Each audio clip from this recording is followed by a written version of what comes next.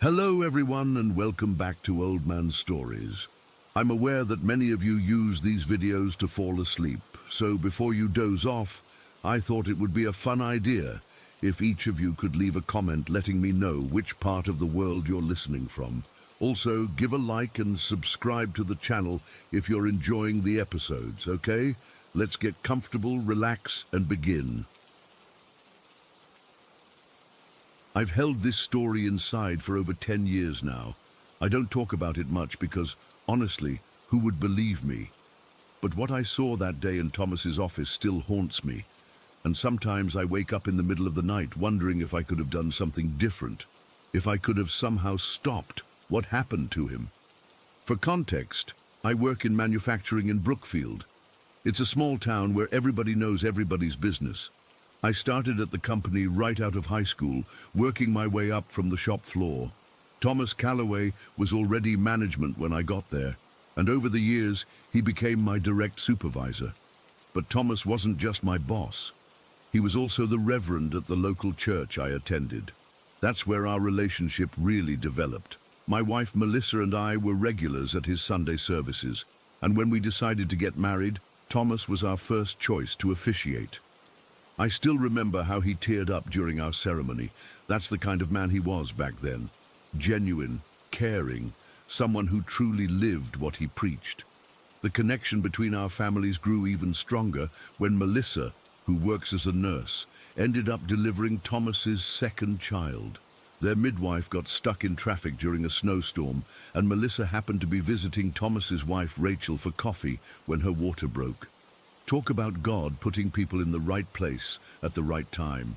Thomas couldn't stop thanking us for weeks afterward. For almost 8 years, Thomas was like family to us. We'd have dinner at each other's houses, go fishing together on weekends, and our faith was the foundation of it all. He was a mentor to me, both professionally and spiritually. I trusted him completely. Then everything changed. It started small. Thomas missed a couple of Sunday services, which wasn't like him at all. When he did show up, something seemed off about his sermons. They lacked his usual passion. Then one Monday morning, he called me into his office and told me he'd had what he called an epiphany over the weekend. "Marcus," he said, his eyes wild with excitement, "I've been looking at everything all wrong. All these years I've been blind to the truth." He started talking about these new interpretations of Scripture I'd never heard before. At first, I just nodded along, thinking maybe he'd been to some conference or read some theological book that had given him new perspective. That happens sometimes. But as the weeks went on, his views became more and more extreme, less and less aligned with what our church had always taught. What really bothered me was how he'd bring it up at work. He'd corner me in break rooms or call me into his office just to challenge my beliefs. He'd mock the very traditions he'd spent years teaching us to respect. It was like he'd become a completely different person. "You're still clinging to that outdated thinking, Marcus?" he'd say with this condescending smile. "I expected more from you." The workplace became toxic. I dreaded going in each day, wondering what Thomas would say next. Other co-workers noticed the tension but stayed out of it. After all, he was still the boss, and I was just trying to keep my head down and do my job. Then came that day in early October. I'll never forget it as long as I live. It was a Wednesday afternoon. The manufacturing floor was loud as usual, machines humming, people shouting over the noise. Thomas called me into his office to go over some production numbers. It was about 2 in the afternoon, and sunlight was streaming through his window. I remember that detail clearly because of what happened next. I was sitting across from his desk, showing him the spreadsheets, when I saw movement out of the corner of my eye. At first, I thought someone had opened the door behind him, but that wasn't it. This figure had simply appeared in the corner of the room. It looked like a person wearing a brown hooded cloak, similar to what you'd imagine a monk or maybe a druid would wear. The hood was pulled forward so I couldn't see a face inside, just darkness. The figure was slightly translucent. I could make out the filing cabinet behind it, but definitely there, definitely visible. I froze mid-sentence. Thomas was talking about something, completely unaware, as this figure started moving toward him. It didn't walk normally. It moved too smoothly, almost gliding across the floor. My mouth went dry. I couldn't speak, couldn't warn him. It all happened so fast. The figure rushed right up behind Thomas's chair, and then, I swear on everything I hold sacred, it didn't stop. It kept going, moving directly into Thomas's body like it was made of smoke or something. 1 second it was there, the next it had vanished into him. Thomas shuddered violently. His pen dropped from his hand and rolled across the desk. He looked up at me, and for just a split second, I swear his eyes looked different, darker somehow. "What?" he snapped, noticing my expression. "What are you staring at?" My heart was pounding so hard I could barely hear myself speak. "Thomas, did you feel that?" "Feel what?" He looked annoyed now. "There was something in here, like a person in a brown cloak. It went right into you." The color drained from his face. He stood up so quickly his chair rolled back and hit the wall. "What the hell are you talking about?" His voice shook. I told him exactly what I'd seen. As I described the hooded figure, Thomas's hands started trembling. He paced back and forth, running his fingers through his hair. "What does it mean? What did it look like? Was it trying to hurt me?" The questions came rapid fire. He was panicking, which made me even more scared. If he didn't know what it was either, what chance did I have of understanding? "I don't know what it means," I admitted. "I've never seen anything like that before." He made me swear not to tell anyone. Said people would think we were both crazy. I agreed, mostly because I wasn't sure anyone would believe me anyway. We tried to get back to work, but the atmosphere had changed completely. Thomas kept looking over his shoulder, jumping at small noises. I wasn't much better. In the weeks that followed, Thomas changed even more dramatically. His epiphany evolved into something darker. He started openly criticizing our church during work hours, telling anyone who would listen that they were all brainwashed. He'd corner me specifically, knowing my faith was important to me, and try to get me to admit I was living a lie. "You're wasting your life, Marcus," he'd say. "I used to be just like you, blind to reality. Now I see the truth." His eyes had this intensity that scared me. Sometimes, when he'd get really worked up, I'd remember that hooded figure and wonder if it was still in there, speaking through him somehow. About 2 months after the incident, Thomas called a special meeting with just our department. He announced he was stepping down as reverend to pursue other spiritual paths. People were shocked. This man who had dedicated his life to the church was walking away. Some colleagues asked questions, but he brushed them off with vague answers about personal growth. After the meeting, he cornered me in the hallway. "You think it's connected, don't you?" he whispered. "That thing you claim you saw, and my decision to leave the church?" "I don't know, Thomas," I said honestly, "but you haven't been the same since that day." He laughed, but there was no humor in it. "Maybe I'm finally myself for the first time. Did you ever consider that?" The workplace became unbearable. Thomas would assign me the worst projects, criticize my work in front of others, and constantly make snide comments about my outdated beliefs. It was clear he was targeting me specifically. The breaking point came when my grandfather fell ill. He'd raised me after my parents died, and the doctors said he didn't have much time left. I called Thomas early in the morning to let him know I needed a few days off to be with him in his final hours. "We're in the middle of the Henderson project," Thomas said coldly. "You can't leave now." "Thomas, he's dying," I pleaded. "He could be gone by tomorrow." There was a long pause before he responded. "Then you have a choice to make, Marcus. Say goodbye to your grandfather or keep your job. I can't have people walking out whenever they feel like it." I couldn't believe what I was hearing. This from the man who had once preached about family values and compassion. the man who had cried at my wedding and thanked my wife for helping deliver his child. "Then I quit," I said, my voice surprisingly steady despite the anger and hurt coursing through me. "You'll regret this," he said, and hung up. I spent the next 3 days by my grandfather's bedside. When he passed, Thomas didn't even send a card. Not one word of condolence from someone who had once been like family to us. I found another job at a smaller company across town. It paid less, but at least I could breathe again. Thomas and I didn't speak for years after that. I'd hear things through mutual acquaintances, how he'd become more and more erratic at work, how he'd eventually left our town's church altogether and started attending some fringe group that met in people's basements. About 3 years ago, I ran into Rachel at the grocery store. She looked tired, older than her years. She told me Thomas had abandoned religion entirely, become hostile toward any form of spirituality. Their marriage had fallen apart, and she had custody of the kids. "He's not the same person, Marcus," she said, tears in her eyes. "Sometimes I look at him and don't recognize him at all." I wanted to tell her what I'd seen that day in his office, but how could I? It sounded insane even to me, and I was the one who witnessed it. To this day, I wonder about that figure in the brown cloak. Was it real? Was it some kind of spirit of confusion or deception that pulled Thomas away from everything he once held dear? Or was it just a stress-induced hallucination on my part, a coincidence that happened right before Thomas's personality changed? I don't have answers.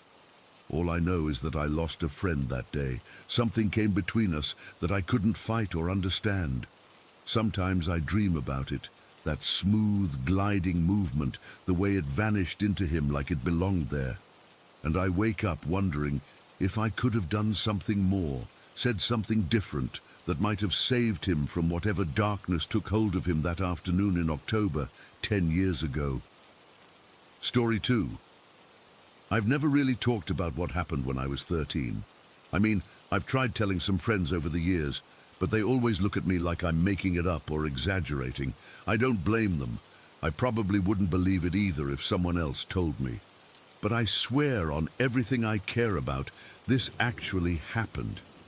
My family moved to Clovis, New Mexico in the summer of 2003.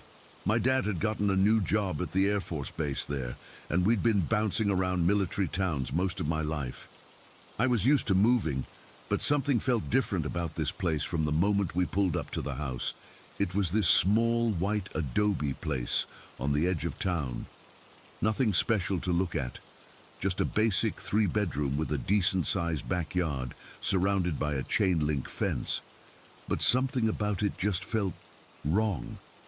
You know how sometimes you walk into a place and it just feels cold, even though the temperature is fine?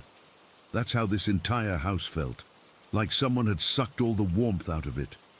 My brothers didn't seem to notice. Jake was 15 and only cared about whether he could get good internet to play Counter-Strike, and Mikey was just 8 and excited about having his own room for once.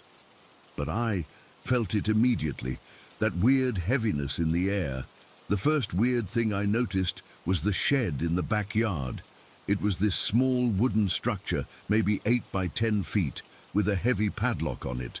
When I asked the landlord what was in there, he just said it was for storage, and that the previous tenants had left the key. He handed my dad this old rusty key that looked like it belonged in some medieval castle, not on a crappy shed in New Mexico. My dad tried opening it while we were moving in, but the lock seemed stuck. He sprayed some WD-40 in it and tried again, but it wouldn't budge. He eventually gave up and said he'd try again later with better tools. I remember being weirdly relieved. I didn't want to see what was in there. We spent that first day unpacking and setting up beds. Since the furniture truck wasn't arriving until the next day, we all had makeshift sleeping arrangements. My parents took the master bedroom with air mattresses. Jake claimed the second bedroom with his sleeping bag. Mikey took the third, and I ended up in the living room on a pile of blankets. I didn't mind. It was summer and warm enough. That first night, my parents decided to go out for a quick dinner and to pick up some groceries. They left around 7:30, saying they'd be back in a couple hours. Jake was in charge, but he immediately holed up in his room with his laptop, and Mikey fell asleep early because he was tired from the move. I was just lying on my blanket pile in the living room, reading a book with this small lamp we'd unpacked, when I heard the front door open around 9. I figured my parents were back, so I called out, "Hey, did you bring any food?" No answer. I sat up and listened. I could have sworn I heard the door open and close, but there were no footsteps, no voices, nothing. I got up and walked to the front door. It was closed and locked, just like it had been when my parents left. I figured maybe I'd imagined it. The house was new to us, and it was making all those settling noises that houses make. I went back to my blanket pile and tried to focus on my book again. That's when I heard the back sliding glass door open. It made this distinctive sound, a sort of heavy slide, and then a thunk as it hit the stopper. There was no mistaking it. Someone or something had opened the back door. My heart started racing. Jake was still in his room. I could hear his computer game sounds. Mikey was asleep. My parents weren't due back yet. Who the hell had opened our back door? I should have called for Jake. I should have stayed put. But instead, I got up again, this time moving slowly toward the kitchen, where the sliding door was. The kitchen was dark, but there was enough moonlight coming through the glass door to see that it was wide open. The cool night air was blowing the thin curtains inward. And there, standing just outside on our back patio, was something. At first glance, it looked like a person. It had the general shape and size of an adult, maybe 5.5 feet tall, thin build. But its head, God, its head wasn't human. It looked like it was wearing one of those rubber Halloween masks. But not a monster or anything. It was a cat, like a big domestic cat face, with pointed ears and whiskers and these huge round eyes that reflected the moonlight. The face wasn't scary in design. It was just a normal cat face. But seeing it on a human body, standing in our backyard in the middle of the night, was the most terrifying thing I'd ever seen. I couldn't move. I literally couldn't make my legs work. I stood there in the kitchen doorway, and this thing just stared at me. It didn't move either, not at first. It just stood there, its cat head slightly tilted, those reflective eyes fixed on me. Then, without any hurry, it turned and walked across our backyard toward the shed. Its movements were smooth, but not quite right, like watching someone who's really good at mimicking how humans walk, but isn't actually human themselves. It reached the shed and stood in front of it for a moment. Then it lifted its hand, a normal-looking human hand, which somehow made it worse, and touched the padlock, just touched it, and the lock fell open. I remember thinking, Dad couldn't get that open with tools and WD-40, but this thing just touched it, and it opened like it was nothing. The cat-headed figure swung the shed door open and stepped inside. The door closed behind it, and then suddenly, I was back on my blanket pile in the living room. My book was still open to the same page I'd been reading. The lamp was still on. It was like I'd never gotten up at all. I sat there trying to process what had just happened. Had I fallen asleep? Had I dreamed it? It felt so real, but how could it be? I was too scared to get up and check the back door or the shed. I just lay there wide awake, until I heard my parents' car pull up around 10:30. I pretended to be asleep when they came in. I don't know why. I guess I was afraid they wouldn't believe me, or worse, that they would, and we'd have to deal with whatever was happening.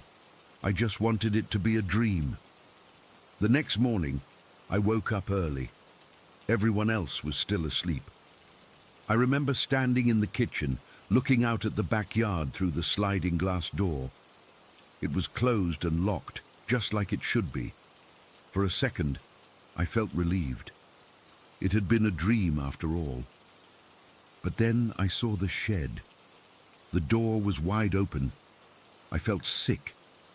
My hands started shaking so bad I had to grip the counter to steady myself. I watched that door.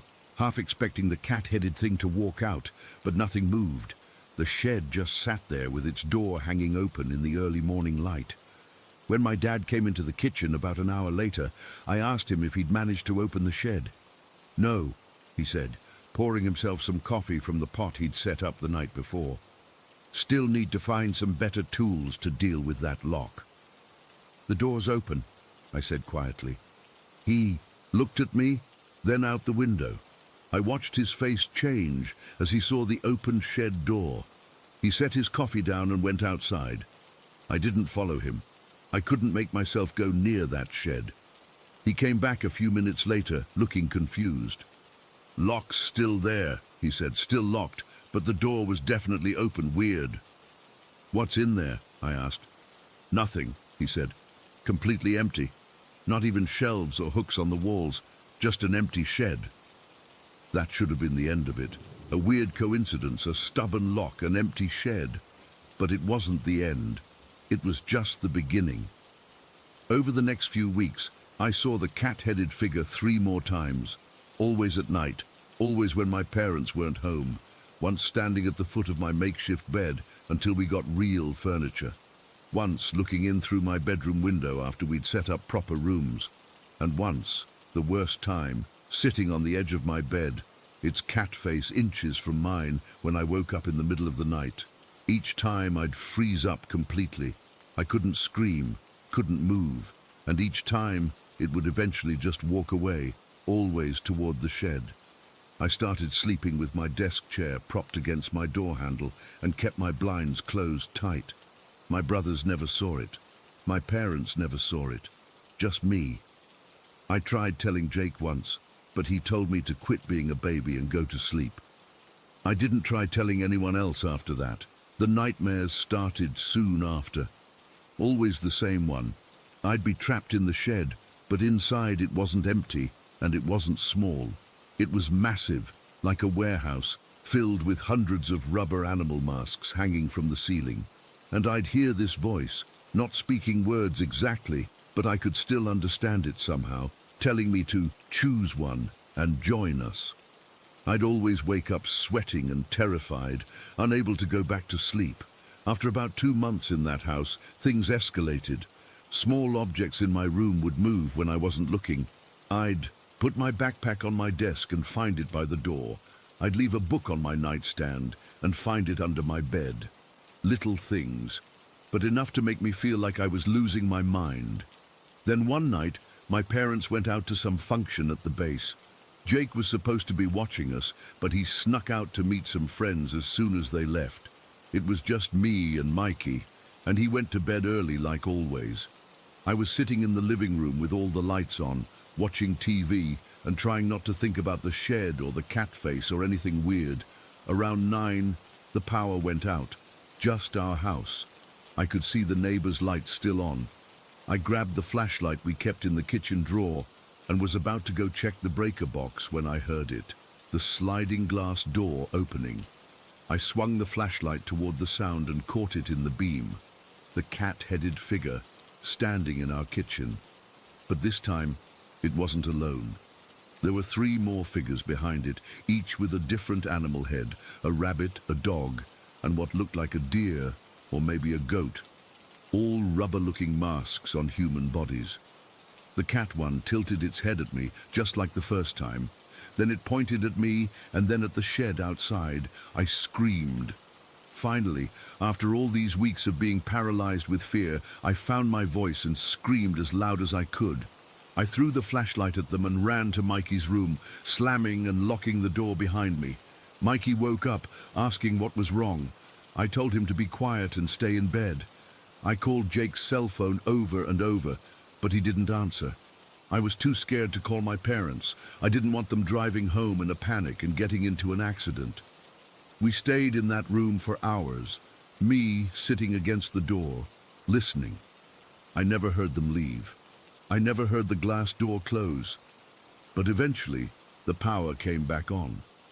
When Jake finally came home around midnight, I made him check the house. He thought I was being ridiculous, but did it anyway. There was nothing there, no animal-headed figures. The sliding door was closed and locked. The shed was closed and padlocked, but on my bed was a small rubber cat mask, sized for a child. We moved out 3 days later. I never told my parents exactly why I was so insistent that we leave. I just had a complete meltdown, refusing to sleep, refusing to be alone, until they agreed we needed to find another place. I left the mask behind, buried in the trash can outside. That was 17 years ago. I've never been back to Clovis. I've never seen anything like those figures again. But sometimes I still have that nightmare about the shed and the hanging masks. And sometimes, when I'm alone at night, I swear I can hear the sound of a sliding glass door opening somewhere in the distance. I still don't know what they wanted from me or why they chose me. All I know is that empty shed wasn't really empty, and whatever lived there is probably still waiting for someone else to move in. Story 3. I'm still shaking as I write this, and I've been trying to make sense of what happened to me over the last couple of months. My husband thinks I'm overreacting, but he didn't see what I saw. We moved into this old house in Millfield about 6 months ago. It's a beautiful place built sometime in the 1800s, with all these gorgeous original features that just don't exist in modern homes. That's what sold us on it, honestly. The character, the history. The realtor mentioned that the previous owner had passed away, but that's pretty normal for these older homes. What she didn't mention was that anything unusual might happen here. The first few weeks were just your typical settling-in chaos. We have a 2-year-old daughter, Lily, and anyone with toddlers knows that moving is a special kind of hell. Boxes everywhere, routines disrupted, tantrums at bedtime, the works. I was so busy trying to get our lives back on track that I didn't really notice anything weird right away. The house has these really heavy old doors. They're not original to the house, from what our home inspector said, but they've been here for decades. Solid wood, with those old glass doorknobs that catch the light in this really pretty way. They're beautiful, but a pain in the ass if I'm being honest. None of them close quite right. They stick in humid weather, the latches don't catch properly, and they're all a bit crooked in their frames. The first incident happened about 2 months after we moved in. I was putting away laundry in our bedroom while my husband was downstairs making dinner and watching Lily. I had the bedroom door closed, not latched, just pushed closed, and I heard it creak open. I figured it was just the weight of the door pulling itself open like it sometimes did, so I pushed it shut again and went back to folding clothes. 5 minutes later, it happened again. This time, the door swung open faster like someone had pushed it. I remember feeling this little chill run up my spine, but I told myself it was just a draft. Old houses are drafty, right? But when I went to close it, I noticed there wasn't any breeze coming through the windows. They were all closed because it was early October and starting to get chilly outside. I pushed the door shut again, this time making sure the latch caught. I even jiggled the handle to double check. Not even 2 minutes later, I heard the latch click and the door swung open hard, like someone had shoved it. It hit the wall with a bang. I ran downstairs immediately. My husband was still in the kitchen with Lily, who was happily smashing Play-Doh into our new dining table. Our 2 dogs were out in the backyard. I could see them through the kitchen window. Nobody had come upstairs. Over the next few weeks it kept happening. Doors that I knew I had closed would be open when I came back to a room. At first, it was just our bedroom door. But then it started happening with all the upstairs doors, the bathroom, Lily's room, even the closet in the hallway. I started feeling like I was losing my mind, constantly second-guessing whether I'd actually closed doors or just thought I had. My husband, Mark, chalked it up to the house settling or the old doors being unbalanced. He's always been the practical one. The floors aren't level in these old houses, he kept saying. Gravity just pulls them open. But that didn't explain why doors that had been firmly latched would suddenly be wide open. Then came the incident that still makes my skin crawl when I think about it. It was a Tuesday afternoon about 3 weeks ago. My friend Jenna had come over to help watch Lily while I had a Zoom therapy session. I've been dealing with some anxiety since becoming a mum, and the weekly sessions help a lot.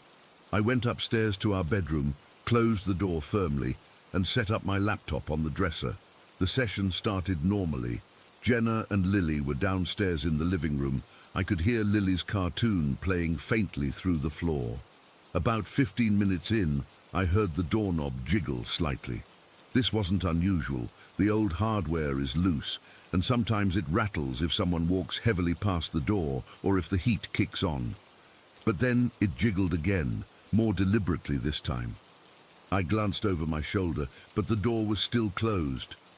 As I was turning back to my laptop screen, I saw the metal latch slowly slide upward in the strike plate. The door popped open about an inch, but stayed there. My therapist was mid-sentence about some breathing technique, but I wasn't listening anymore. I was frozen, staring at that door. I thought maybe Lily had snuck away from Jenna and was playing hide and seek, so I said, "It's okay, you can come in." The second those words left my mouth, the door flew open completely, not slowly, not gradually, but flew open like someone had kicked it. It slammed into the pile of laundry I had against the wall, but there was nobody there. The hallway was completely empty. I must have looked terrified because my therapist stopped talking and asked if I was okay. I made up some excuse about hearing Lily crying and ended the session early. I ran downstairs, my heart pounding, to find Jenna and Lily still in the living room, exactly where they should be. Jenna confirmed that neither of them had come upstairs, and the dogs were still outside in the yard. I didn't tell Jenna what happened. I didn't tell anyone at first. It sounds crazy, right? Doors opening by themselves, responding when I speak to them. But I know what I saw. A few nights later, Mark and I were in bed reading. It was around 11 at night, and Lily was asleep in her room across the hall. Our bedroom door was closed but not latched. We leave it that way so we can hear Lily if she wakes up crying. Suddenly, the doorknob started rattling violently, not the gentle jiggle from before, but a hard, aggressive shaking, like someone was trying to get in. Mark looked up from his book, and I remember the confused expression on his face. "Is that Maggie?" he asked, assuming our golden retriever was trying to nose her way into the room. "Can you let her in?" I asked, not wanting to get out of the warm bed. As soon as I said those words, the door flew open, slamming against the wall with a bang that made both of us jump. Mark got up immediately to check the hallway, but there was nothing there. No Maggie, no Baxter, our other dog, no Lily. Just an empty, dark hallway. That was the first time Mark saw it happen. He tried to explain it away. Maybe the dogs had pushed it open and then run back downstairs. Maybe there was a draft from the heating vents. Maybe the door wasn't balanced on its hinges. But I could tell he was unsettled. The following day, I was home alone with Lily while Mark was at work. I had a routine of closing all the upstairs doors during the day to keep Lily from going up. There, unsupervised. That morning, I'd closed all 4 doors upstairs: our bedroom, Lily's room, the bathroom, and the linen closet. I distinctly remember doing it because Lily had been in a mood, trying to climb the stairs when I wasn't looking. After lunch, while Lily was napping in her playpen in the living room, I went upstairs to grab some clean towels. Every single door was open, all 4 of them wide open, like someone had walked through and deliberately opened each one. I stood at the top of the stairs, frozen, staring at those open doors. There was no way Lily could have gotten up there. She was asleep where I could see her, and she can't open doors by herself yet anyway. The dogs had been outside in the yard the whole morning. I ran back downstairs and called Mark at work, finally telling him everything that had been happening. He was concerned but still skeptical, suggesting maybe I'd forgotten that I'd left the doors open, or that the dogs had somehow managed it before I let them outside. I knew he was wrong, but I let it go. That evening, I was putting Lily to bed when our elderly neighbor came by to drop off a package that had been delivered to her house by mistake. During our brief conversation, she mentioned how she'd been thinking about the previous owner of our house, Mr. Talbot. "It's been a year since he passed, you know," she said casually. Just a couple of weeks ago was the anniversary. A chill ran through me. The anniversary of his death? I asked. She nodded. He was such a kind man, always making sure everyone's doors were locked at night. He was a bit obsessive about it, actually, after his house was broken into back in the 90s. Used to do rounds of the neighborhood, checking doors for people. I couldn't speak. The timing of when the door incident started getting worse, it lined up perfectly with the anniversary of Mr. Talbot's death. When I told Mark about this later, he finally started taking me seriously. We talked about moving, but with the housing market the way it is, and how much money we've already put into this place, it's not really an option right now. Last night was the worst incident yet. I was giving Lily a bath when I heard all the doors upstairs start to open and close, one after another, like someone was moving from room to room. The sound was unmistakable, the creak of the hinges, the click of the latches, the soft thud as each door hit the wall. Mark was at the gym, so I grabbed Lily out of the bath, wrapped her in a towel, and ran to our neighbor's house. I couldn't stay in that house another minute. We're staying with my parents right now, while Mark investigates the house.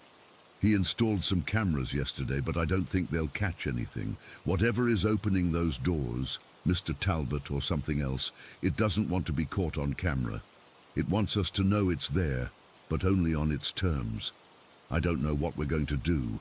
We can't afford to just abandon the house, but I can't live like this, jumping every time I hear a door creak. And what if whatever is in the house decides to do more than open doors? What if it decides to close and lock them instead, trapping us inside? I'm writing this from my parents' guest room, and even here, I keep looking over my shoulder at the door, waiting for it to move. Because the scariest part isn't just that the doors open on their own, it's that they seem to listen when we speak to them.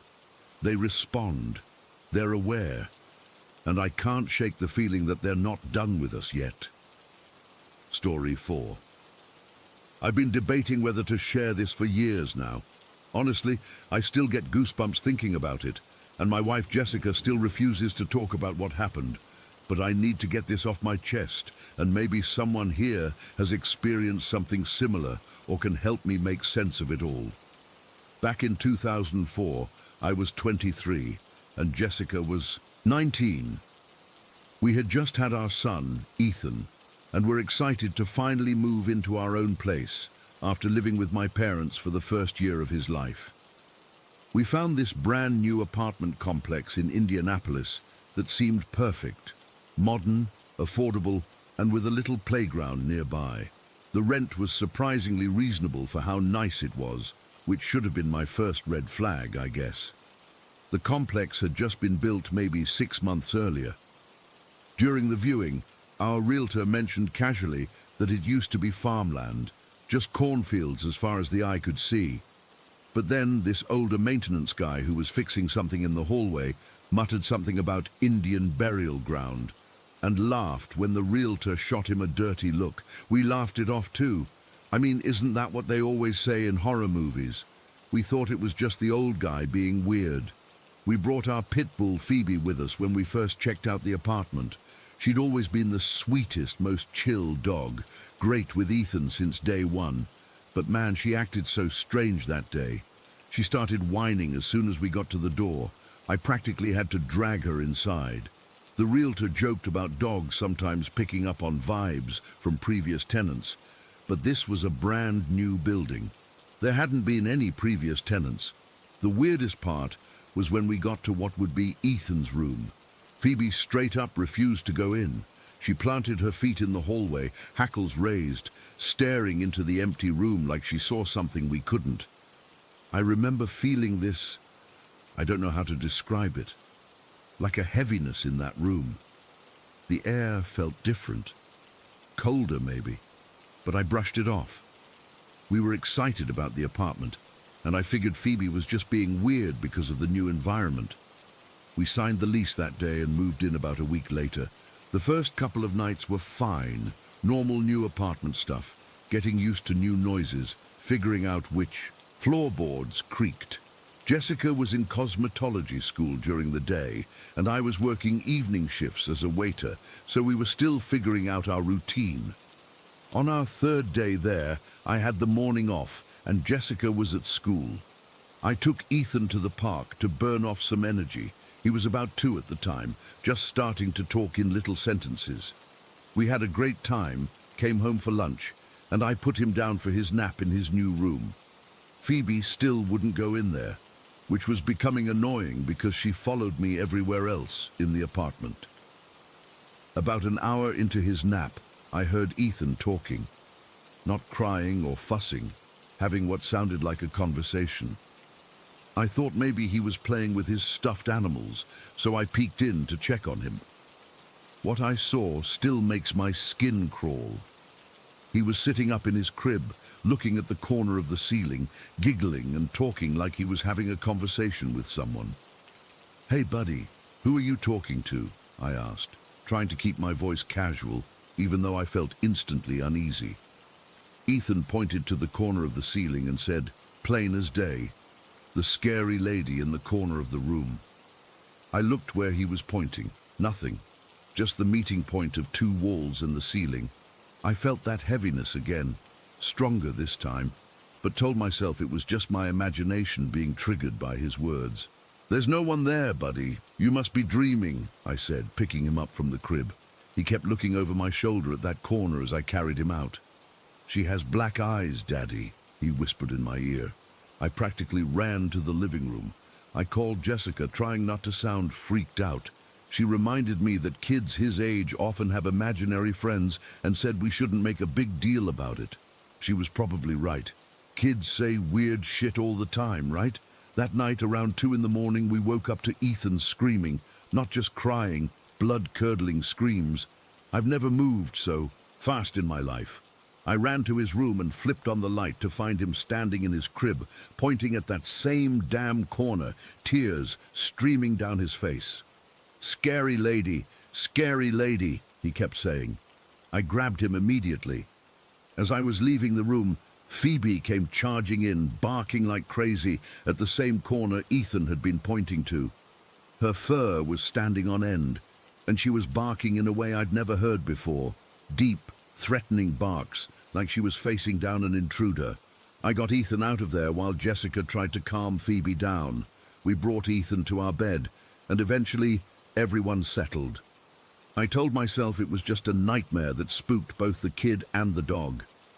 The next night, I had a late shift at the restaurant. Around 11:30, Jessica called me in a total panic. I could hear Ethan crying and Phoebe barking like crazy in the background. "Ryan, you need to come home now." Jessica was practically screaming into the phone. "It's happening again, the thing in Ethan's room.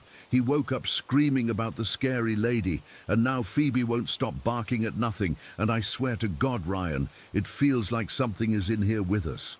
I told my manager it was a family emergency and raced home. When I got there, I found Jessica and Ethan huddled on our bed, both crying. Phoebe was running back and forth between the bedroom and Ethan's room, barking frantically. The apartment felt ice cold, even though it was May and pretty warm outside. I tried to check Ethan's room, but the second I approached the doorway, Phoebe went nuts, blocking my path and growling, not at me, but at whatever she thought was in that room. The hair on the back of my neck stood up, and I had this overwhelming feeling of being watched. Not just watched, hated. Like whatever was in there absolutely despised us for being there. We grabbed some essentials and got the hell out, driving to my parents' house in the middle of the night. In the car, Ethan calmed down pretty quickly, which was a relief. But then, out of nowhere, he looked at me in the rearview mirror and said something that still haunts me. "Daddy, she wants me to tell you she's a poltergeist." I nearly drove off the road. Poltergeist? How the hell did my 2-year-old know that word? We never watched scary movies around him. We didn't even talk about ghosts or anything supernatural. Jessica and I exchanged looks of pure terror. When I asked him who told him that word, he just pointed at the empty seat next to him and went back to playing with his toy truck like nothing happened. We stayed at my parents' that night. They thought we were overreacting to a bad dream, but they let us crash there anyway. The next morning, I went back to the apartment alone to get more of our stuff, planning to stay at my parents' for a few more days while we figured things out. What I found when I opened the door made my blood run cold. The entire apartment looked like it had been ransacked. Ethan's room was the worst. His dresser was overturned, clothes were scattered everywhere, toys were thrown all over the place, and his crib was standing vertically against the wall. Not tipped over, standing perfectly upright against the wall, like someone had carefully placed it there. The thing weighs a ton. I couldn't have moved it like that by myself if I tried. The rest of the apartment was a mess too, but not as bad as Ethan's room. The weird thing was, there was no sign of a break-in. The doors and windows were all locked from the inside, just as we'd left them. I didn't even bother gathering our stuff. I went straight to the leasing office and told them we were breaking our lease due to a family emergency. I paid the penalty fee without arguing and arranged for some friends to help move our stuff out that same day. I couldn't stand being in that apartment for even a minute longer than necessary. We found another place on the other side of town within a week. It stretched us financially, but there was no way in hell we were going back to that apartment. Phoebe went back to being her normal, happy self in the new place. Ethan stopped talking about the scary lady, and we tried our best to move on and forget about it. About 2 years later, when Ethan was around 4, I was flipping through channels one night after he was supposed to be in bed. I paused on The Grudge for just a moment, that movie with the creepy Japanese ghost woman with the long black hair. Suddenly, I realized Ethan was standing in the hallway. Before I could change the channel, he saw the TV and immediately started sobbing. "That's her, Daddy. That's the scary lady from our old house." He was shaking and pointing at the screen. Jessica came running in, and we both tried to calm him down, telling him it was just a movie, not real. But he was adamant. She had the black eyes and the long hair. She crawled on the ceiling in my room. He was hysterical, describing details from the movie he couldn't possibly have known unless he'd seen it, which he hadn't. It took hours to calm him down that night. We ended up all sleeping in our bed again, with Phoebe standing guard at the bedroom door. We never talked about it much after that. Ethan doesn't remember any of it now. He's 15 and rolls his eyes when we vaguely referenced that weird apartment we lived in when you were little. Jessica refuses to discuss it at all. Sometimes I wonder if I imagined the whole thing, but then I remember Ethan saying poltergeist, a word no toddler should know, and the image of his crib standing upright against the wall. I drive past that apartment complex sometimes. It looks normal. People live there. Kids play in that playground. But I always wonder if the people in our old unit have experienced anything strange, or if whatever was there was specifically interested in our son. I still don't know what to make of it all. Was it really a burial ground? Was something attached to the land, or to us? To Ethan, I'll probably never know, but I'm certain of one thing. Something was in that apartment with us, something that wasn't human, and it wanted my son. Story 5. I still get goosebumps thinking about our old house in Oak Ridge. It's been 15 years, but some nights I still wake up in a cold sweat, checking my wrist for bruises that aren't there anymore. I've never shared this story outside my family before, but I need to get it off my chest. Maybe someone else has experienced something similar. We moved to Oak Ridge when I was 9. It was a pretty standard 2-story house built in the 70s, with an attic that had been converted into a bedroom for my oldest sister, Katie. I shared a room with my younger sister, Emma, on the 2nd floor, and my older brother, Jake, had his own room across the hall. My parents took the master bedroom downstairs. The first few months were normal. The house had some quirks, creaky floors, doors that would stick, the usual stuff in older homes, but nothing that would make you think twice. The first incident happened about 6 months after we moved in. It was a Friday night, and Katie was sleeping over at her friend's house. Jake and I were up late playing video games in his room when we heard it. The unmistakable sound of marbles rolling across the floor above us. "Did you hear that?" Jake whispered, pausing the game. I nodded, feeling a chill creep up my spine. We both knew Katie wasn't home, and none of us owned marbles. The sound continued for maybe 30 seconds, rolling, stopping, rolling again. Then silence. Jake and I looked at each other, both too scared to go check. We eventually convinced ourselves it must be mice or something in the walls and went back to our game, though neither of us could really focus after that. The next morning I woke up early and curiosity got the better of me. I climbed the narrow stairs to Katie's attic, bedroom, and pushed open the door. What I saw made my blood run cold. Scattered across her wooden floor were at least a dozen glass marbles, blue, green, red, catching the morning light as if they'd been played with and abandoned. I ran downstairs and woke up Jake, dragging him upstairs to see. We showed our parents, who were confused but not particularly alarmed. Dad suggested Katie must have bought them and not told us. When Katie came home and saw them, she freaked out, insisting they weren't hers. Mom ended up throwing them away, writing it off as one of those weird things. But it wasn't just one of those weird things. It was the beginning. A few weeks later, I was alone upstairs doing homework.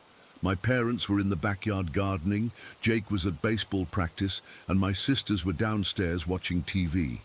Suddenly, I heard a loud thump from Katie's room. It wasn't subtle. It sounded like something heavy had been dropped. I called down to my sisters. "Did you guys hear that?" Emma yelled back that they hadn't heard anything. I was too scared to check myself, so I begged Katie to come upstairs. She grudgingly came up, and we both entered her room cautiously. Everything looked normal at first, until Katie gasped and pointed to the middle of her floor. Her baton trophy, a heavy metal thing she'd won in 7th grade, was lying in the center of the room. The weird part was that Katie kept that trophy on her dresser, pushed all the way against the wall. There's no way it could have just fallen there naturally. It would have had to be picked up and moved about 8 feet. Katie and I exchanged looks. "Did you move this?" she asked me, her voice shaking slightly. "No," I whispered. "I haven't been in your room all day." We didn't tell our parents about that one. I think we both knew they'd just come up with some rational explanation that wouldn't make sense, and we'd look stupid. But after that day, Katie started spending less time in her room, often sleeping on the couch or in Emma's and my room. The really terrifying stuff, though, seemed to target just the girls in the family. Katie started waking up in the middle of the night, claiming there was an old woman standing by her closet, just staring at her. The first couple times, my parents chalked it up to nightmares, but it kept happening, and Katie's description never changed. A tall, thin, elderly woman with long grey hair, wearing what looked like an old-fashioned nightgown. "She just stands there," Katie told me one morning, dark circles under her eyes from lack of sleep. "She doesn't move or say anything. She just watches me." I asked her why she didn't scream or call for help. "I can't," she said, her voice barely audible. "When she's there, I can't move or speak. It's like I'm paralyzed." About a month after Katie first saw the woman, she came running into our parents' room in the middle of the night, hysterical and shaking. According to my mom, she was so terrified she could barely speak. When she finally calmed down enough to tell them what happened, she said the old woman had appeared again, but this time the entire room had started shaking violently, not like an earthquake, but as if some invisible force was rattling everything. Books fell off shelves, her lamp crashed to the floor, and her bed shook so hard she thought it would break apart. The worst part. The old woman had pointed directly at Katie while all this was happening, her face contorted in what Katie described as pure hatred. My parents went upstairs to check her room. The lamp was indeed broken on the floor, and books were scattered everywhere. My dad, ever the skeptic, suggested it might have been a small, localized earthquake that Katie's fear had magnified in her mind. But that didn't explain the old woman. which he attributed to sleep paralysis. After that night, Katie refused to sleep in the attic bedroom again. She moved her mattress into Emma's and my room, pushing it against the far wall. My parents didn't fight her on it. I think even they were starting to feel uneasy, though they'd never admit it. The most horrifying incident happened about 7 months after we moved in. One Tuesday morning, my mum came into the kitchen looking pale and distracted. She was absently rubbing her left wrist. Katie came down next, then Emma, both looking tired and on edge. As Emma reached for the cereal box, I noticed she was also rubbing her left wrist. So was Katie. "What's wrong with your wrists?" I asked. They all looked at each other, confused. Then, slowly, they each extended their left arms. What I saw made my stomach drop. Each of them, my mum, Katie and Emma, had identical bruises on their left wrists. Not similar, identical. Perfect rings of 5 fingerprint-shaped bruises, as if someone had grabbed them forcefully. "Did you fall?" my dad asked my mum, examining her wrist with a frown. She shook her head. "I just woke up with this." "Me too," said Katie quietly. "Me 3, Emma whispered. Jake and I checked our wrists. Nothing. Whatever had marked them in the night had left us alone. The bruises faded after a few days, but the damage was done. There was no denying it anymore. Something was in our house, and it seemed to have a particular interest in the females of the family. The final straw came 2 weeks later. I was helping my mum change the sheets on her and Dad's bed. As we pulled off the fitted sheet on my dad's side, Mum froze. There, on the mattress, was a dark stain I'd never seen before. But it wasn't just any stain. It was clearly the shape of a handprint, but not a normal handprint. The fingers were unnaturally long and skinny, stretching nearly 8 inches from the palm. And the palm itself wasn't shaped like a human hand. It was narrower, almost skeletal. Mom and I stared at it in silence. I'll never forget the look on her face. Pure, undiluted fear. She tried to clean it with every product we had in the house, but it wouldn't come off. It wasn't blood or any liquid we could identify. It looked more like the mattress itself had been scorched or permanently discolored. Dad tried to say it was mold or some kind of manufacturing defect, but we all knew better. That handprint was the breaking point. Within a month, we had put the house up for sale and moved to a different neighborhood. Dad never fully admitted he believed something supernatural was happening, but he didn't fight too hard when Mum insisted we move. We never told the new owners about our experiences. I sometimes feel guilty about that, but what would we have said? By the way, there's something in this house that has a particular hatred for women and might physically harm them while they sleep. Who would believe that? I've looked up the house online a few times over the years. It's changed hands 3 times since we left. I wonder if the female residents have woken up with bruises on their wrists, or if they've seen the old woman standing by the closet in the attic bedroom. The thing that still bothers me most, that keeps me up some nights even now, is the specificity of it all. Why just the women? Why always the left wrist? And those marbles? Where did they come from? And why were they scattered like someone had been playing with them? I've never found answers to those questions.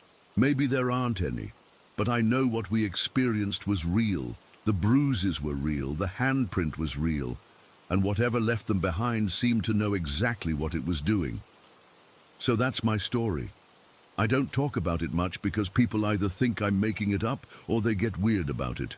But I know what happened in that house, and sometimes I still catch myself checking my little daughter's wrist when she sleeps, terrified I'll see those 5 finger marks starting to form. Story 6. I still remember the day my parents told us we were moving to Willow Creek. I was 13 at the time, and the thought of leaving our small apartment in the city for a sprawling farm in the countryside seemed like an adventure. My dad couldn't stop talking about the incredible deal they'd gotten. The property was selling for less than half its market value. Now I understand why. The first time we drove up that long gravel driveway, I felt something was off. The house itself was beautiful, a two-story farmhouse with a wide porch and shuttered windows, but there was this heaviness in the air. My little sister Emma felt it too. She clutched her stuffed rabbit tighter as we stepped out of the car, and she whispered, "It feels sad here." Mum and Dad were too excited about the bargain they'd scored to notice.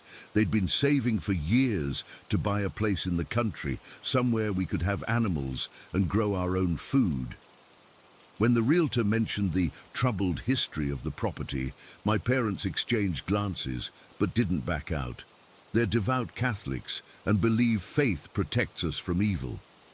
It wasn't until after we moved in that our neighbor, Mr. Willoughby, filled us in on the details. 2 families had died there from mysterious illnesses in the early 1900s. Then in the 1970s, a man who'd bought the place shot himself in the master bedroom, the room my parents now slept in. The final straw should have been the woman who hung herself from the massive oak tree about 50 feet from our front door. She'd only owned the place for 8 months before she did it. "That was in 1994, Mr. Willoughby said, taking a sip of the coffee my mom had made him. "Nobody would touch this property after that. It sat empty for almost 20 years before you folks came along." My dad just nodded and said, "Well, we had Father Martinez bless the house and grounds last week. Whatever darkness was here is gone now." I wish that had been true. We moved in during summer, and everything seemed normal.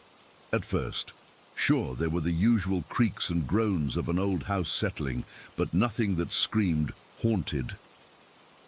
My grandparents moved into the converted garage apartment a month after we arrived. Then my dad's brother and his wife bought the plot of land adjacent to ours and built their own house there. It became a family compound of sorts. The first Christmas at Willow Creek Farm was when things started getting weird. All the extended family came to stay, aunts, uncles, cousins. There were about 20 of us kids, ranging from my baby cousin, who was just 8 months old, to my oldest cousin Liam, who was 19. The adults were busy cooking and catching up while we explored every inch of the property. My cousin Mia was the one who told us about the hanging woman. She'd overheard her parents talking about it when they thought she was asleep. "They say she appears every night at 10 o'clock, Mia whispered as we huddled in the barn loft, "right under that big oak tree where she died." "That's just a story to scare us," I said, even though goosebumps were crawling up my arms. "Then why did your dad have the priest bless the whole property?" my cousin Jake asked. I didn't have an answer for that. That night, all of us older kids stayed up pretending to watch a movie in the living room. The windows faced the front yard where the oak tree stood. At 9:55, I noticed the outdoor light near the tree starting to flicker. It wasn't a steady flicker like a loose bulb. It pulsed, almost like it was breathing. "Look," I whispered, pointing to the window. Everyone fell silent as we watched the light flicker more intensely. Then, at exactly 10 o'clock, I checked my watch. The flickering stopped, and the light shone steadier but dimmer than before. "I don't see anything," Jake said, sounding disappointed. "Let's go outside," Liam suggested. Most of the younger kids refused, but 6 of us bundled up against the December cold and snuck out the side door so the adults wouldn't hear us. The moment we stepped outside, I knew something was wrong. It was completely silent. No wind rustling through the trees, no distant cars on the highway, not even the usual chorus of crickets and night creatures. It was like someone had pressed a mute button on the world. We moved cautiously toward the oak tree, our breath fogging in front of us. The closer we got, the colder it became, until it felt like January instead of December. "There!" Mia grabbed my arm so hard it hurt. At first I saw nothing. Then, as my eyes adjusted to the darkness beneath the tree, I made out the silhouette of a woman. She wasn't solid, more like a shadow darker than the darkness around her. She wore what looked like a long dress, and her head was tilted at an unnatural angle. She wasn't hanging, not exactly, but somehow the way she stood there made you think of someone suspended. None of us spoke. We couldn't. It was like our voices had been stolen along with all the other sounds of the night. Then my cousin Rachel screamed, breaking whatever spell had fallen over us. We ran back to the house, tumbling through the door in a panic. The adults rushed in from the kitchen, demanding to know what had happened. "We saw her," Rachel sobbed. "The hanging woman." My dad's face went pale. He exchanged a look with my uncle that I couldn't interpret at the time, but now recognize as fear mixed with confirmation. "You kids are letting your imaginations run wild," my mom said, but her voice trembled slightly. "There's nothing out there." But there was, and we all knew it. The next night, the same thing happened with the light. This time, more cousins wanted to see for themselves. 12 of us went out. Again, that unnatural silence descended as we approached the tree. Again, the shadowy figure of the woman appeared. One of my younger cousins, Tyler, who was only 8, suddenly pointed and asked in a loud voice, "Why is she crying?" None of the rest of us could hear anything, but Tyler insisted she was sobbing. When we got back inside, Tyler drew a picture of what he'd seen, a woman with long dark hair and a rope around her neck. The detail that disturbed me most was that in his drawing, her feet were just inches from the ground, like she'd changed her mind too late. That Christmas visit established a pattern. Every night at 10, the light would flicker and the woman would appear. It became almost a game for us cousins, who could spot the flickering first, who was brave enough to go outside, who could get closest to the tree. Looking back, I'm horrified by how we normalized it. But kids are resilient, I guess. We incorporated the ghost into our lives like she was an eccentric neighbor rather than something that should never exist. It wasn't just us who saw her, though. That's what makes this story impossible to dismiss, even now. One night during that first summer, around 2 in the morning, someone started pounding on our front door. My dad grabbed his baseball bat before answering it. On our porch stood a middle-aged couple I'd never seen before, both visibly shaken. "There's a woman hanging from your tree," the man blurted out. "We were driving by and saw her. We've called 911. My dad stepped outside with them and looked toward the oak tree. There was nothing there. The apparition only appeared at 10, never any other time. "I don't see anyone," my dad said cautiously. "She was right there," the woman insisted, "in a white dress, hanging." When the police arrived 15 minutes later, they searched the property and found nothing. The couple was embarrassed, but still insisted on what they'd seen. One of the officers pulled my dad aside and said, "This isn't the first call we've had about this place." After that, it happened several more times. Random strangers would show up, insisting they'd seen a woman hanging from our tree. Most of them had no idea about the history of the property.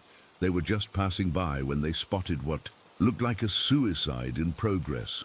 My grandmother started keeping a journal of the sightings. She was fascinated by the supernatural and saw the ghost as proof of an afterlife rather than something to fear.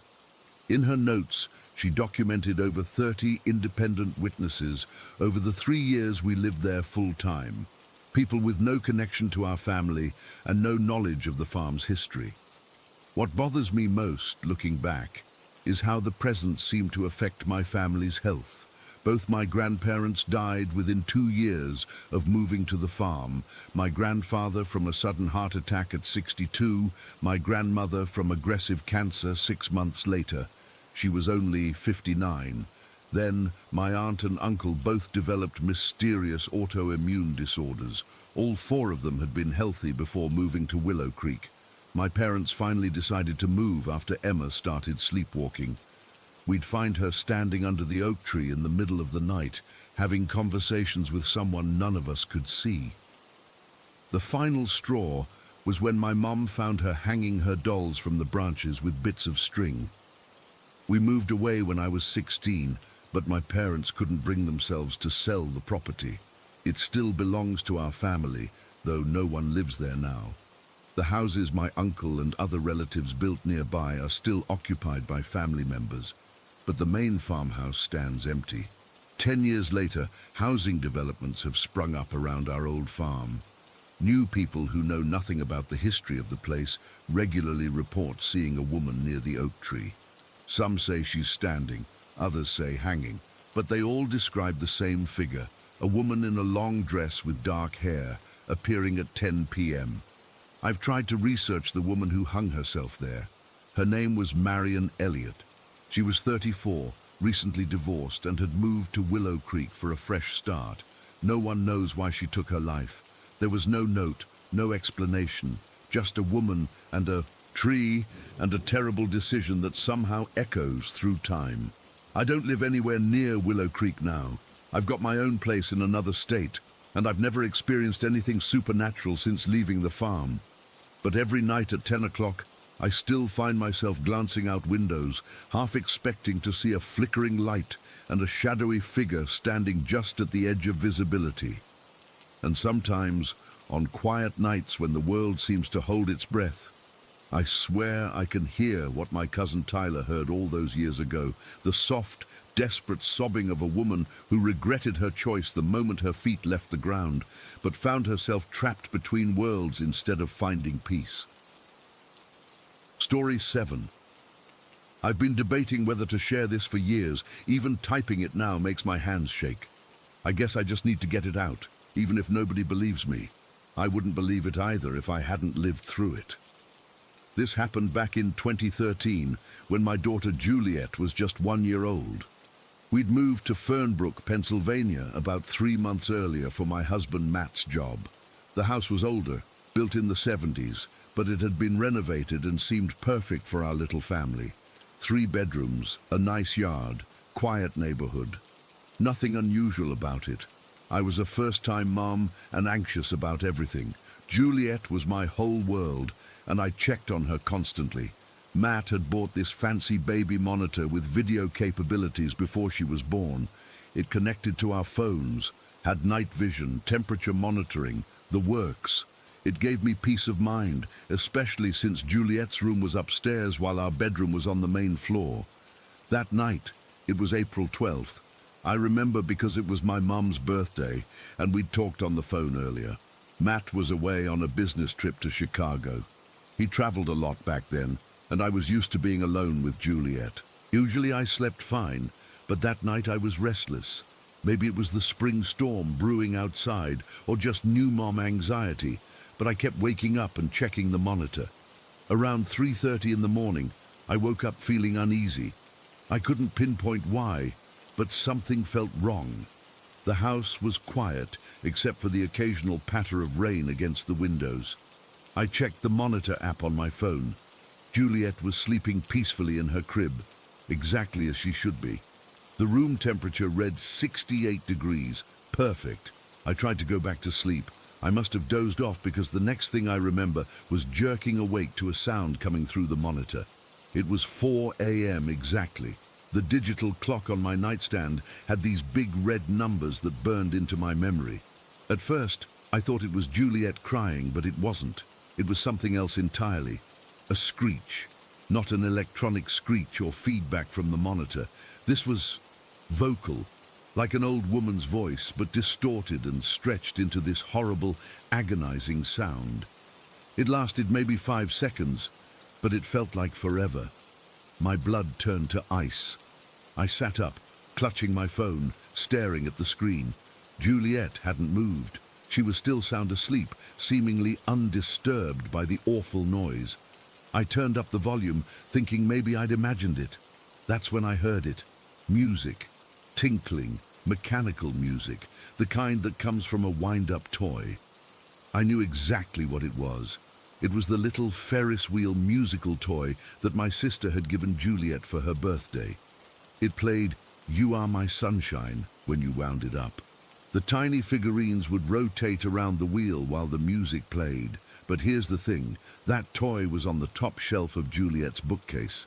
We'd put it there weeks ago because she kept trying to put the small figurines in her mouth. The shelf was over 5 feet high. There was absolutely no way Juliet could reach it, even if she somehow climbed out of her crib, which she had never done.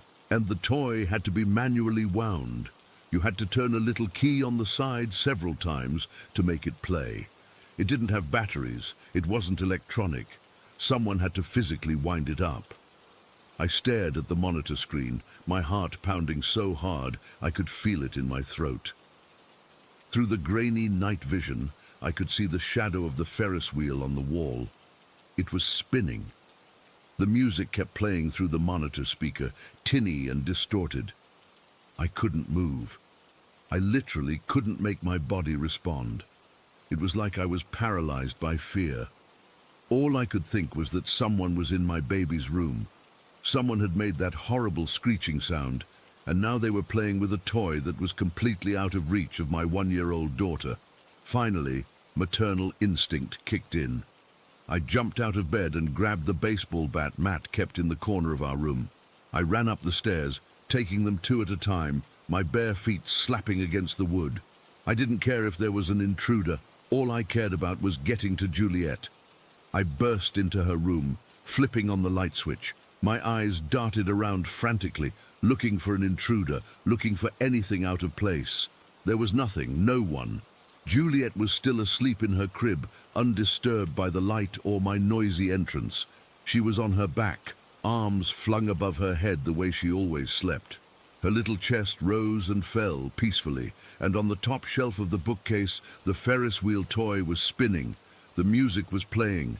I watched, frozen in the doorway, as it slowly wound down, the notes becoming more stretched out until they finally stopped. The wheel made a few more lazy rotations and then stopped too. I rushed to Juliet's crib and picked her up.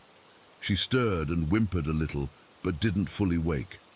I held her against my chest, feeling her warmth, her realness. I backed out of the room, still clutching the bat in one hand and my baby in the other.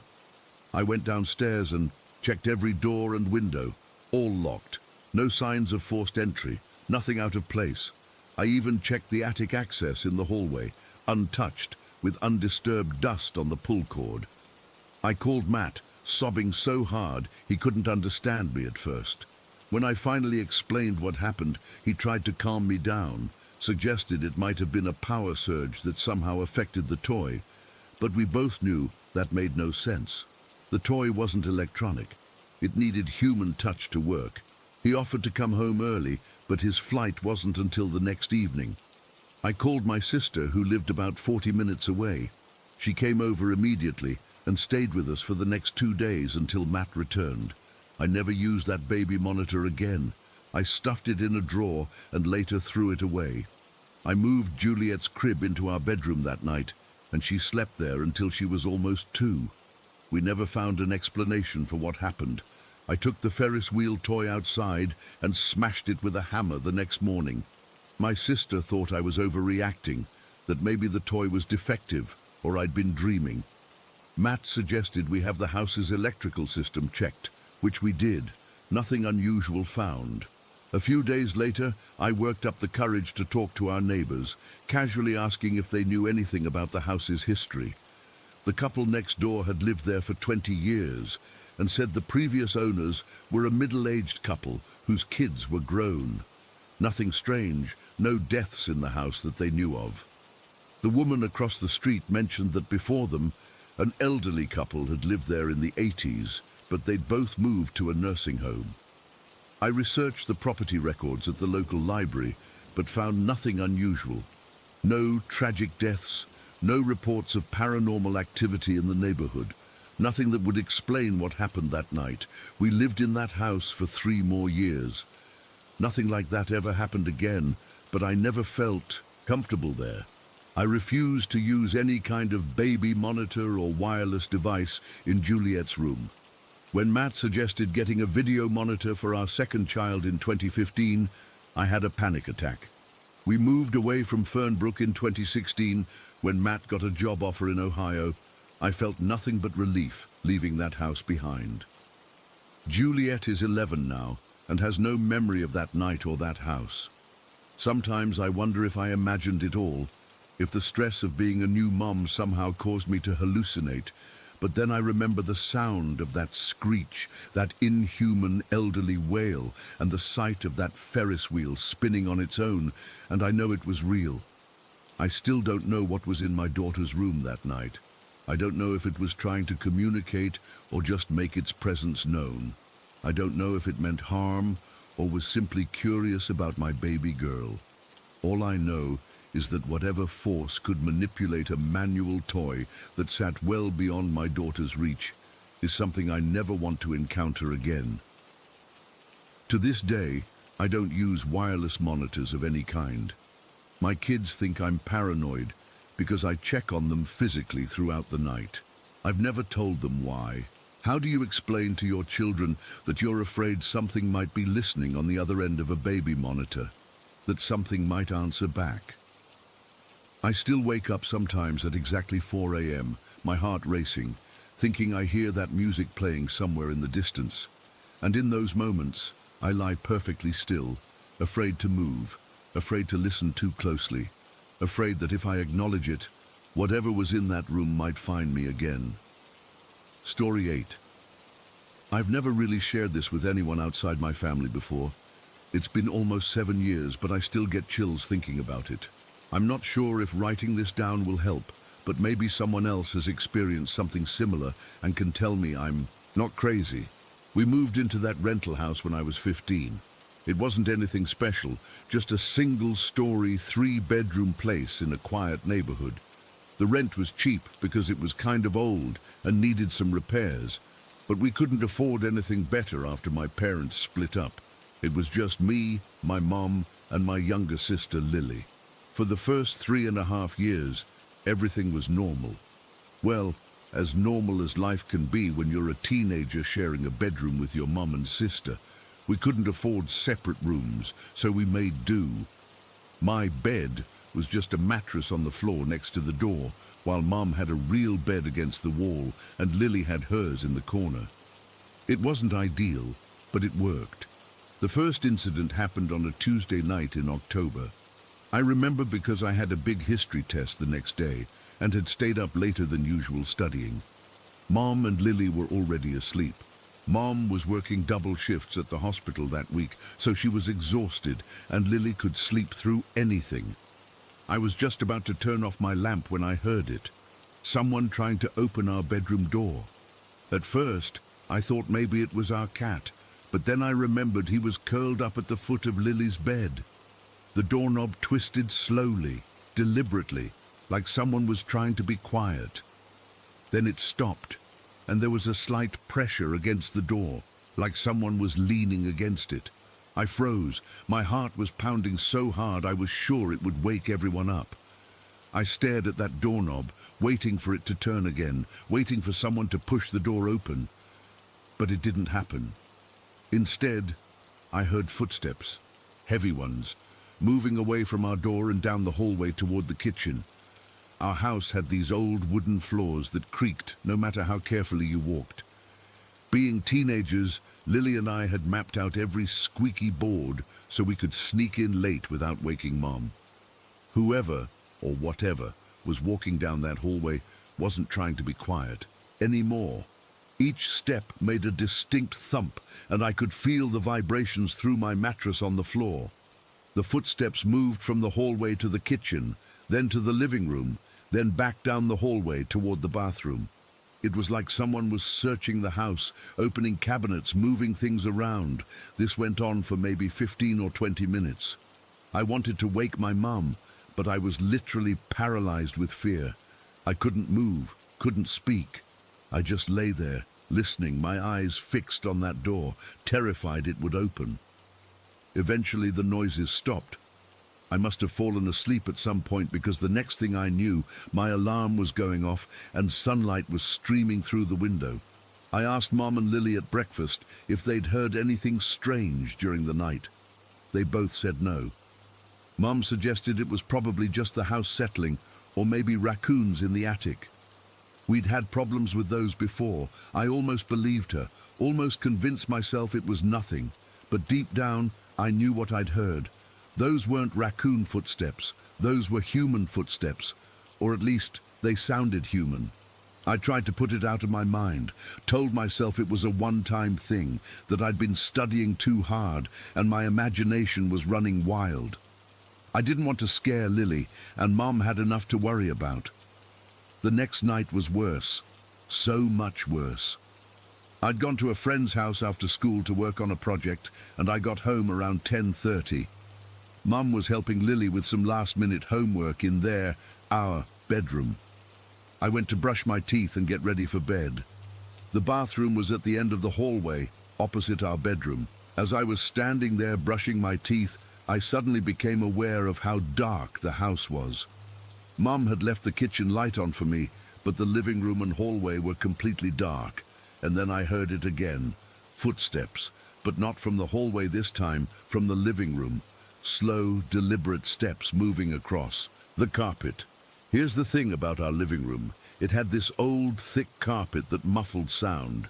You couldn't make audible footsteps on it even if you tried. I know because Lily and I used to play this game where we'd try to sneak up on each other. On that carpet it was impossible to hear someone coming, but I heard those footsteps, clear as day, moving across a floor that shouldn't have made any sound. My whole body went cold. I stood there, toothbrush frozen in my mouth, listening as the steps moved from the living room toward the hallway, toward me. I couldn't see anything in the darkness, but I could feel something there. A presence, heavy, watching. I called out for my sister in a shaky voice, trying not to sound as terrified as I felt. "Lily, is that you?" The footsteps stopped. A few seconds later, Lily poked her head out of our bedroom door. "What? I'm helping Mum with something?" The moment she appeared, the atmosphere changed. The heaviness lifted. The presence, whatever it was, retreated. I practically ran to our bedroom, pulling Lily inside with me and locking the door behind us. Mom looked up from the homework, concerned. "What's wrong, Rachel? You look like you've seen a ghost." I didn't tell her about the footsteps. Not then. I just mumbled something about being startled by a shadow, and she didn't push it. That night, I barely slept. I kept my eyes fixed on that door, terrified the handle would turn again. It didn't, but around 1 in the morning the footsteps returned.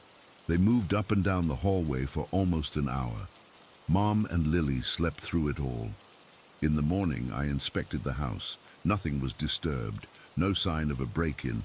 All the windows were locked, all the doors secure. But I knew what I'd heard.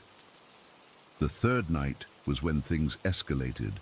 Mom was working a night shift, so it was just me and Lily. I made sure every door and window was locked before we went to bed. I even pushed a chair against our bedroom door as an extra precaution. We were both almost asleep when the footsteps started again. Lily heard them this time too. She sat up in bed, eyes wide. "Rachel, what's that noise?" Before I could answer, something hit our door. Not like a knock, more like someone had thrown their body against it. The chair skidded a few inches across the floor. Lily started crying. I grabbed my phone to call Mom, but there was no signal. There never was in our bedroom. Something about the walls blocked reception. The thing outside our door hit it again, harder this time. The chair moved further. One more hit, and it would be able to get in. I grabbed Lily and pulled her into the closet with me. We huddled together in the dark, listening as the bedroom door finally gave way and the chair clattered to the floor. The footsteps entered our room. Heavy, deliberate steps that made the floorboards creak and groan. They moved around the room slowly, pausing at each of our beds. Then they approached the closet. I covered Lily's mouth to muffle her sobs. We pressed ourselves against the back wall, hiding behind Mom's winter coats. The closet door didn't have a lock. The footsteps stopped right outside. I could see the shadow of feet blocking the sliver of light under the door. For what felt like hours, we sat there, barely breathing, waiting for the door to open. But it never did. Eventually, the feet moved away. The footsteps retreated from our room, down the hallway, through the living room, and seemed to exit through the front door. Lily and I stayed in that closet until sunrise. When we finally worked up the courage to come out, we found our bedroom door wide open, the chair pushed against the wall. But again, nothing else in the house was disturbed. Mom didn't believe us when we told her. She thought we'd had a nightmare or scared ourselves watching horror movies. But she did agree to let us rearrange the bedroom so my mattress wasn't next to the door anymore. For the next few nights, things were quiet. I started to think maybe Mom was right. Maybe we had just scared ourselves. Then it came back, and this time it wasn't just footsteps. I woke up around 2 in the morning to the sound of our kitchen cabinets opening and closing. Soft at first, then louder, more aggressive, like someone was searching for something and getting frustrated. Mom and Lily were both sound asleep. I lay there listening, too terrified to move.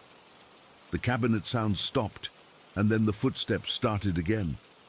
Moving toward our bedroom, slow at first, then faster, like it was running. It hit our door with such force that the entire wall shook. Mom woke up this time. She jumped out of bed, thinking someone was breaking in. But before she could reach the door, everything went silent. She opened the door carefully, peering out into the dark hallway. Nothing. She checked the entire house, turning on all the lights. Everything was locked up tight. No sign of an intruder, but I knew better. We all did now. The incidents continued, growing more frequent and more intense. Some nights it was just footsteps.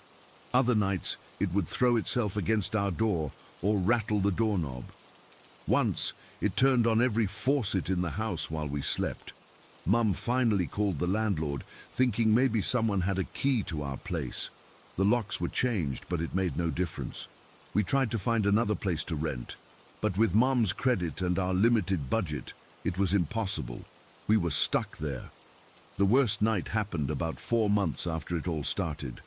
Mum was working again, and Lily was staying at a friend's house because she was too scared to be in our house at night anymore. I should have gone somewhere too, but I had a paper due the next day and needed our computer to finish it.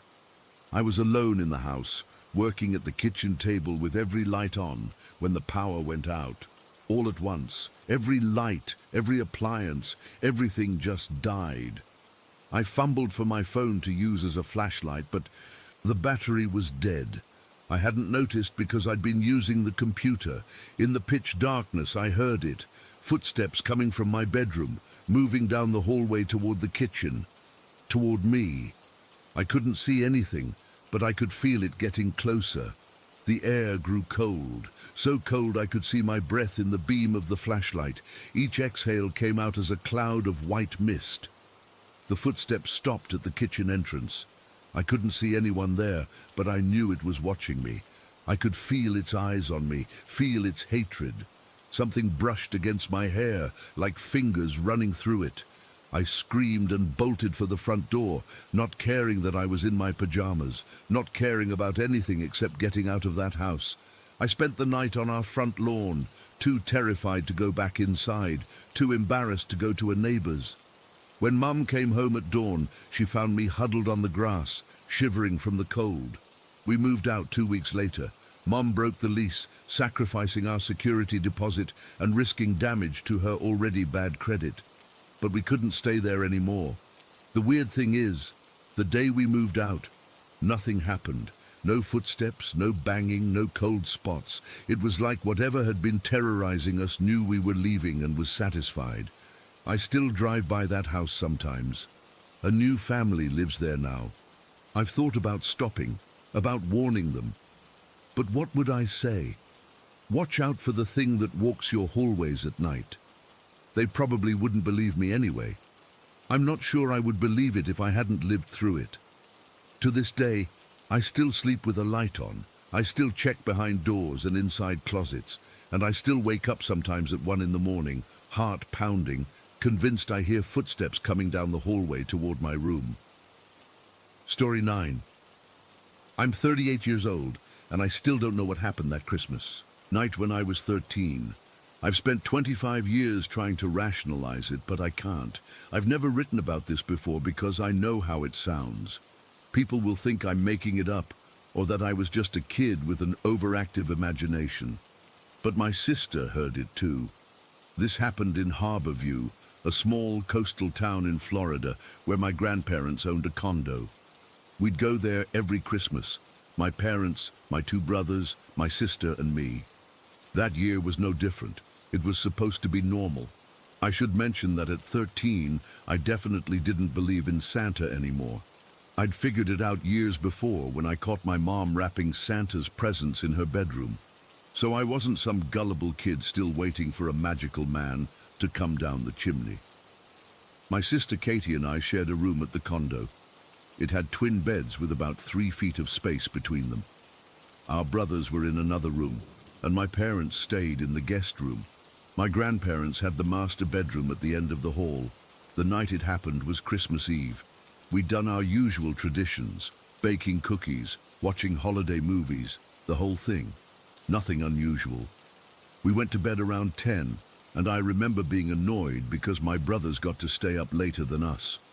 I fell asleep pretty quickly. Then, sometime in the middle of the night, I woke up. At first, I wasn't sure what had woken me. The room was dark except for a sliver of moonlight coming through the blinds. I remember checking the digital clock on the nightstand. It was 3:22 in the morning. That's when I heard it. A sound in the hallway outside our room. It wasn't footsteps exactly. It was more like a swooshing noise, like fabric moving against itself. The best way I can describe it is the sound a Santa suit would make, that thick velvet material brushing together as someone walks. I froze in my bed.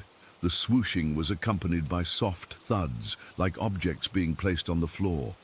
It sounded like someone was moving through the condo, stopping at different points, putting things down.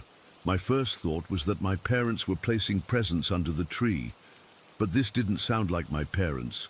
The rhythm of movement was off, too methodical, I don't know how to explain it, but it didn't move like a person normally moves.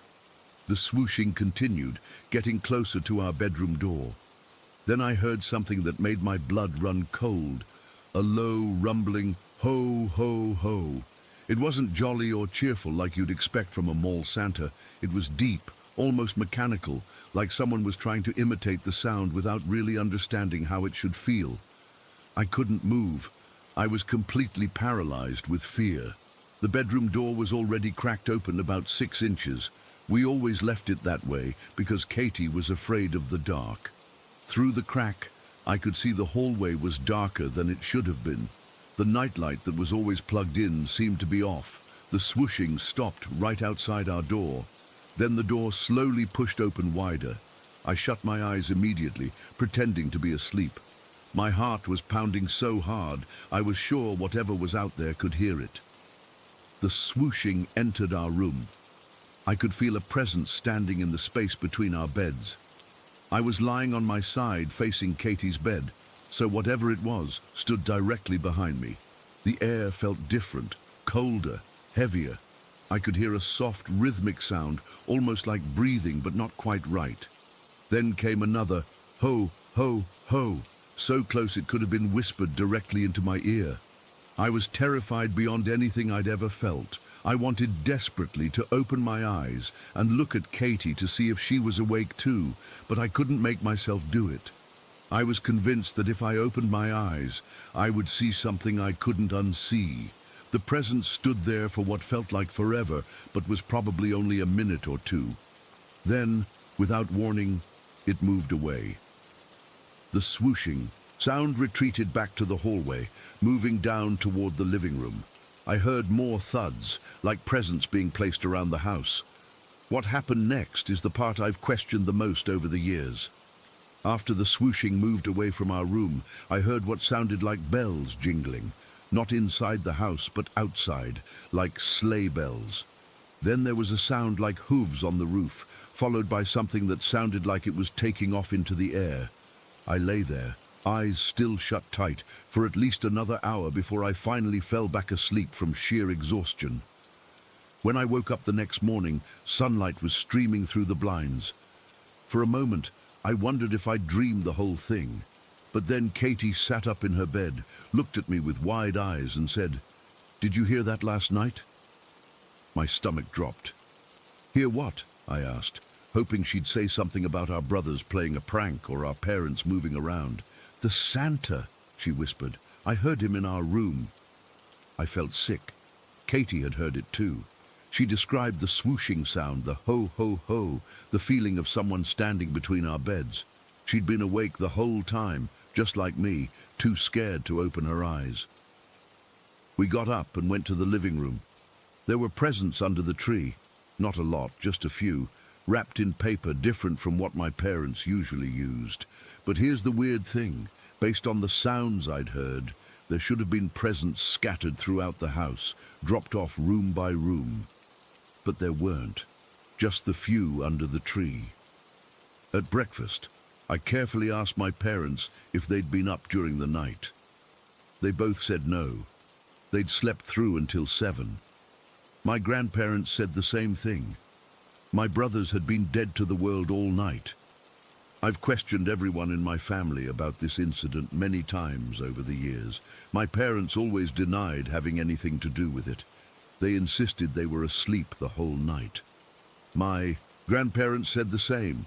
About 5 years ago, when my grandfather was in hospice care, I asked him one last time. I thought maybe, knowing he didn't have much time left, he'd finally admit to dressing up as Santa to give us one last magical Christmas. He looked me straight in the eye and said, "Emma, I swear on everything I hold dear, it wasn't me or your grandmother. We never did anything like that." He died 3 weeks later, taking whatever knowledge he might have had to his grave. My sister Katie is the only one who corroborates my experience. To this day, she maintains that she heard exactly what I heard, but unlike me, she doesn't want to talk about it. When I bring it up, she gets uncomfortable and changes the subject. The last time I pressed her about it, about 2 years ago, she just said, "Some things are better left unexplained, Emma. Let it go." But I can't let it go. I've spent decades trying to make sense of what happened that night. I've considered every rational explanation. Could it have been my parents or grandparents playing a prank? They've consistently denied it for 25 years, and I believe them. Plus, none of them would have been able to get onto the roof to make those sounds. Could it have been an intruder? That doesn't make sense either. Nothing was stolen, and why would a burglar dress as Santa and say, "Ho, ho, ho"? Could it have been a shared hallucination or dream between me and Katie? Possible, but unlikely that we'd have the exact same experience down to the specific sounds and timing. I've even wondered if there was a local Santa impersonator who somehow got into the wrong house. But how would they have gotten in without breaking anything? And why would they leave only a few presents? The memory is still so vivid, even after all these years. The swooshing sound, the mechanical ho ho ho, the presents standing between our beds, the bells and the sound of something taking off from the roof. It wasn't a dream. It wasn't my imagination. It happened. I'm a rational adult with a corporate job and a mortgage. I don't believe in the supernatural. I don't believe in Santa Claus. And yet, I cannot explain what happened that night in Harborview. Sometimes late at night, especially around Christmas, I find myself listening for that swooshing sound again. Part of me hopes I'll never hear it, but another part, the part that's still that 13-year-old girl, wonders if I'll ever get an answer to what really visited us that night. Katie got married last year, and when I saw her at Christmas, she pulled me aside after having a few glasses of wine. She whispered, "Do you remember that Christmas at Grandma and Grandpa's? With the Santa?"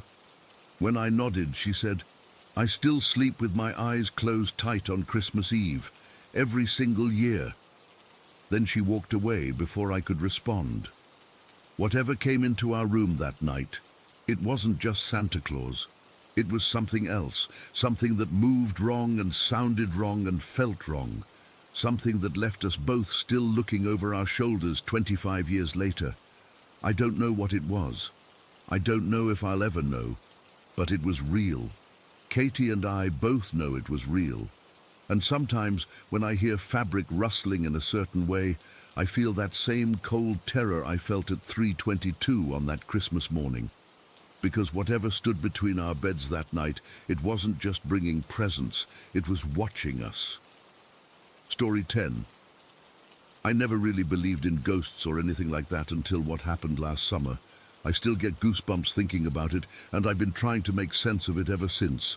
I'm not the type to make stuff up or exaggerate, and honestly, I wish I could explain it away. But I can't. I'm 13 now. Last year was pretty rough for me. My dad killed himself after he got arrested. I don't really want to get into all that, but it obviously messed me up pretty bad. I ended up moving in with my aunt and uncle in this small town where nothing ever happens. It's one of those places where everybody knows everybody's business, and the most exciting thing is when the grocery store gets a new flavor of ice cream. A few months after I moved in, my grandpa passed away. He was always really nice to me, used to take me fishing and taught me how to whittle little animals out of wood. After the funeral, we had to go through his stuff, which was depressing as hell. My aunt said I could pick out a few things to keep. Among his belongings was this old musical car piggy bank that had a built-in music box. It was kind of cheesy looking, a red vintage-style car with gold trim and a slot on top for coins. When you wound it up, it played this tinkling melody while the wheels turned. I remember Grandpa showing it to me when I was little, telling me it was special because his father gave it to him. I decided to take it, along with some of his fishing lures and a pocket knife he always carried. I put the music box on a shelf in this old wooden cabinet in my room. The cabinet itself used to belong to Grandpa too. It had these glass doors and was filled with his old collectibles that nobody else wanted. My aunt thought it would be nice for me to have a display of his stuff. Whatever. I didn't really care at the time, but I guess it was better than throwing everything away. One Saturday afternoon in July, my friend Tyler came over. We were bored out of our minds, just hanging out in my room playing video games. During a break, I showed him some of Grandpa's stuff, including the music box. I wound it up to show him how it worked. The little melody played for maybe 30 seconds while the wheels spun around. Then we put it back in the cabinet and went back to playing Crash Bandicoot. Nothing weird happened the rest of the day. Tyler went home around dinner time, and I just did normal stuff. Ate dinner with my aunt and uncle, watched some TV, took a shower. It was a completely ordinary day. That night I was lying in bed watching TV. My aunt lets me keep a small one in my room.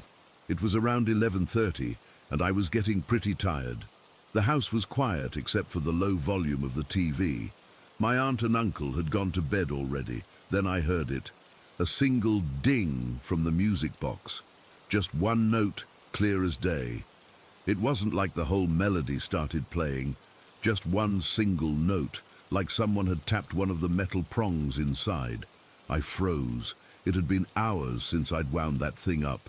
The music had long stopped, and nobody had touched it since Tyler and I put it back in the cabinet. I sat up in bed, staring at the cabinet across the room. The glass doors reflected the blue glow from the TV. Everything looked normal. I thought maybe I was hearing things, or maybe it was just the house settling or something. Old houses make weird noises, right? But then it happened again. Another single ding like a tiny bell. My heart started pounding. I switched on my bedside lamp and got out of bed, walking slowly toward the cabinet. The music box sat exactly where I'd left it, motionless. I carefully opened the glass door and examined it. Nothing looked different. I picked it up and turned it over in my hands. The winding key wasn't moving. Nothing was moving. It was completely still. I put it back and closed the cabinet door, then went back to bed, leaving my lamp on.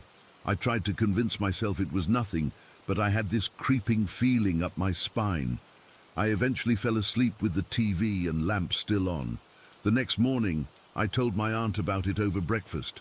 I wasn't going to, but it was still bothering me. As soon as I mentioned the music box making a sound on its own, her face changed. She didn't look surprised or skeptical.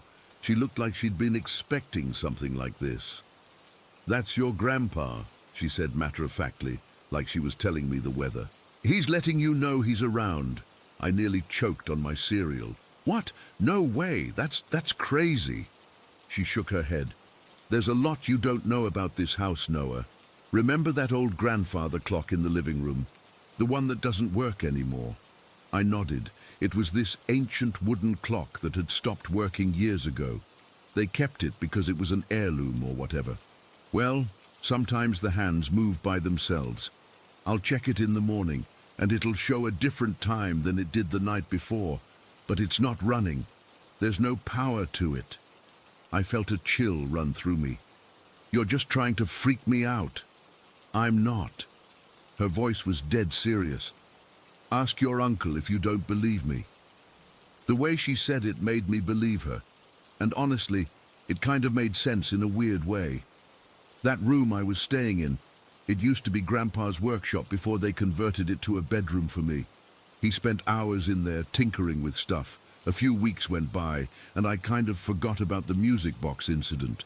School was starting soon, and I was more focused on that. But then, something else happened that I still can't explain. My aunt and uncle went out for dinner one Friday night. I was supposed to go to Tyler's house, but I wasn't feeling well, so I stayed home. Around 8 o'clock, they called to check on me. My aunt said they'd be home in about an hour. At 8:30, while I was watching TV in the living room, I heard the front door open. I called out, "You're back early," but nobody answered. I got up and went to the entryway, but nobody was there. The door was still locked. I went back to the couch, feeling uneasy. About 15 minutes later, I heard a country song playing. It wasn't coming from the TV or radio. It seemed to be coming from a specific spot in the middle of the living room. It wasn't loud, more like someone humming or singing very softly, but I could make out that it was definitely country music. Then I heard the jingling of keys, my keys, which I had left on the kitchen counter. I know what my keys sound like. I have this dumb Pokemon keychain that makes a very specific noise. After that came the sound of the garage door opening, followed by the garage light turning on. I could see the light coming in under the door that connects the house to the garage. I was terrified. I called my aunt and uncle immediately. They were still at the restaurant but said they'd come home right away. I locked myself in the bathroom until I heard their car pull up. When they came in, my uncle checked the whole house while my aunt sat with me. Nothing was disturbed. My keys were still on the counter. All the doors were locked, but the light in the garage was on, and nobody could explain how it got turned on. My aunt wasn't scared, though. She seemed almost comforted. She told me she thinks the house is haunted by an old man who's watching over us. She's convinced it's some kind of protective presence. She says sometimes when she's alone, she can feel someone standing behind her, but it doesn't feel threatening. It's like having a guardian, she told me. Someone who cares about us. I'm not sure how I feel about that.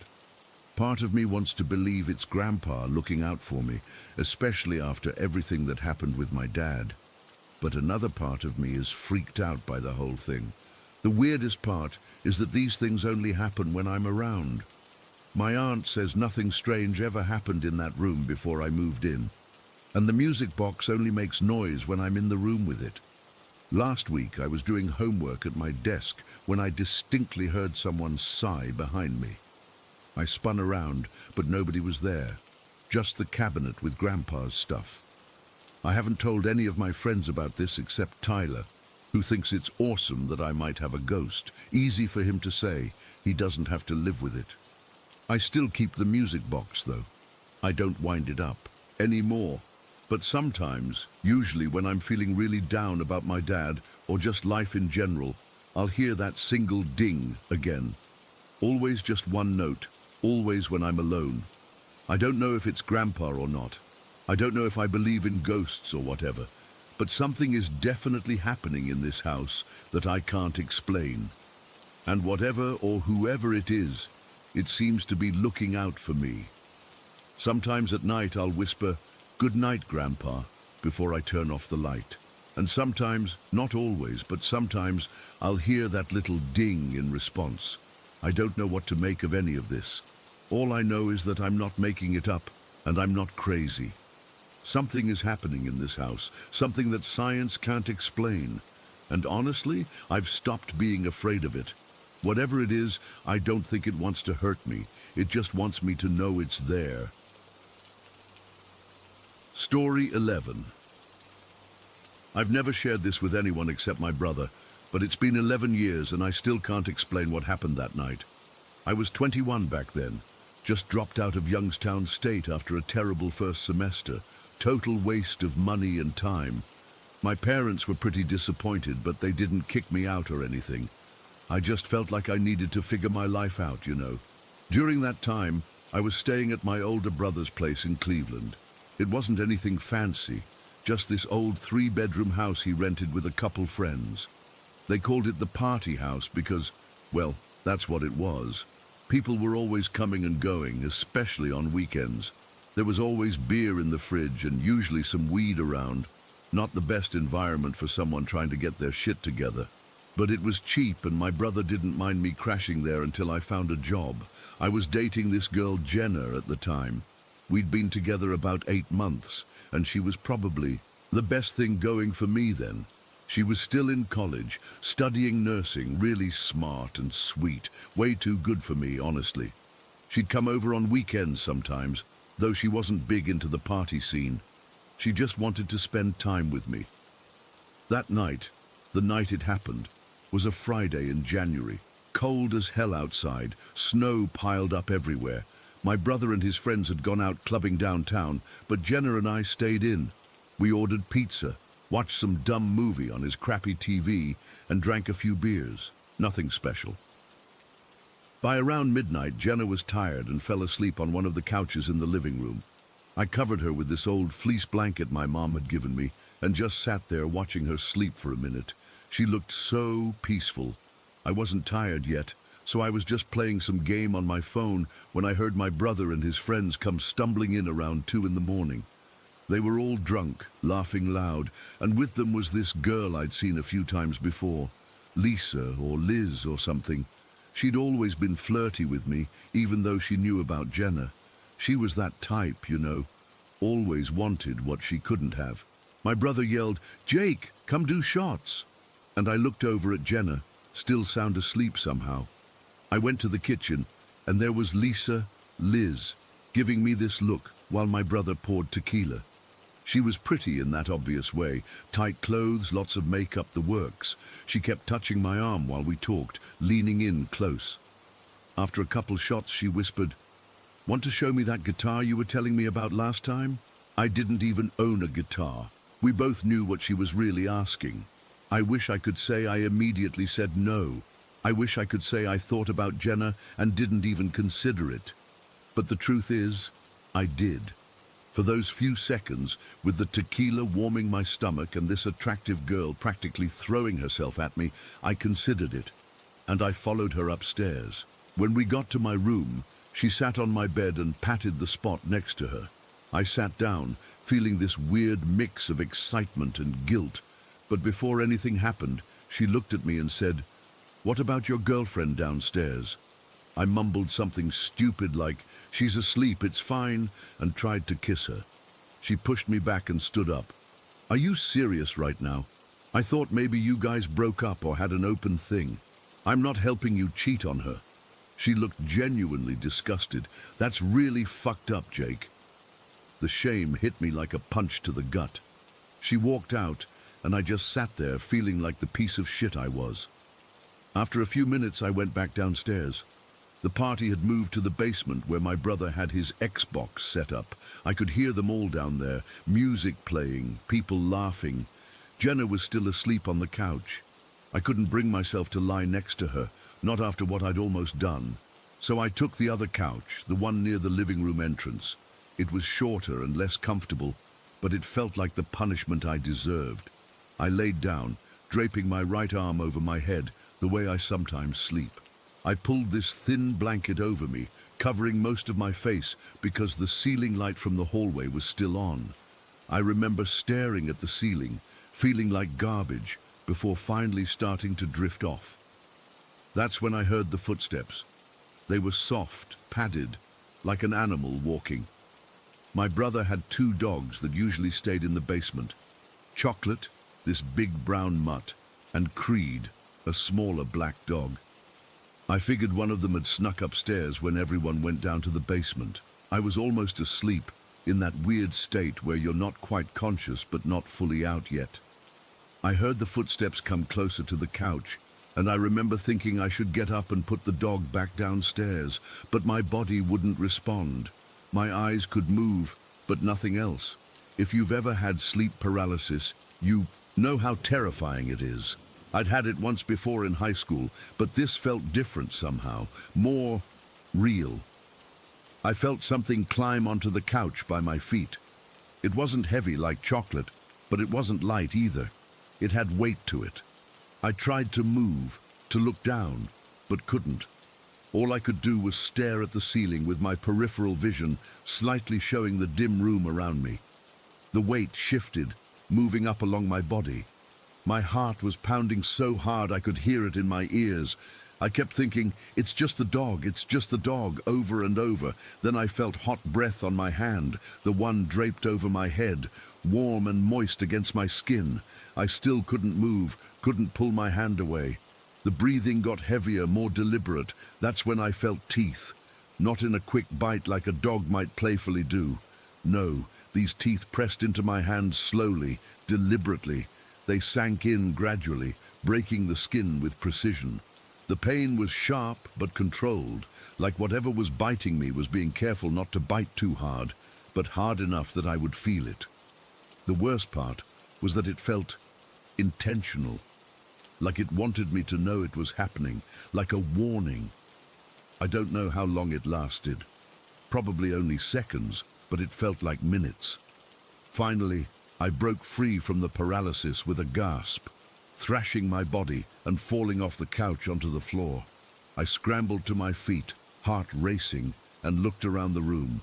Nothing, no dog, no anything. Jenna was still asleep on the other couch, undisturbed. The house was quiet, except for the faint sounds of my brother and his friends in the basement. I looked at my hand in the dim light. There were no marks, no blood, no evidence of any bite. But my hand was tingling, and I swear I could still feel where the teeth had been. Panicking, I ran to the basement door and opened it. The noise and light spilled up from below, music, laughter, people playing video games. And there, at the bottom of the stairs, were both dogs. Chocolate and Creed looking up at me curiously, wagging their tails. They had been in the basement the whole time. "You okay, man?" my brother called up, noticing me standing there. "Yeah," I lied. "Just checking something."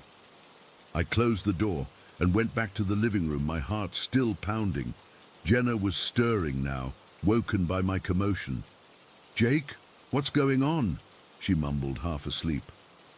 "Nothing," I said. "Just thought I heard something." I sat on the edge of her couch, as far from the other one as I could get. I didn't sleep for the rest of the night, just sat there, trying to make sense of what happened. Was it just sleep paralysis? A vivid nightmare? But it felt so real. The weight on the couch, the hot breath, the deliberate bite that left no mark. Or was it something else? Something warning me about what I'd almost done. Something punishing me for my intentions. Jenna and I broke up a few months later for unrelated reasons, but I never considered cheating on her again after that night. I couldn't. Every time I was tempted, I'd feel a phantom pain in my hand where those teeth had been. My brother moved out of that house later that year. I never told Jenna what almost happened that night with the other girl, or about the whatever it was that bit me. I only told my brother years later, when we were both drunk at a Christmas party. He laughed it off, said I probably dreamed the whole thing. But I know what I felt. 11 years later, and sometimes I still wake up in the middle of the night with my hand tingling, like something's about to bite it again. A reminder, maybe. I don't know if it was a ghost or a demon or just my guilty conscience manifesting in a really messed up way. But whatever it was, it changed me.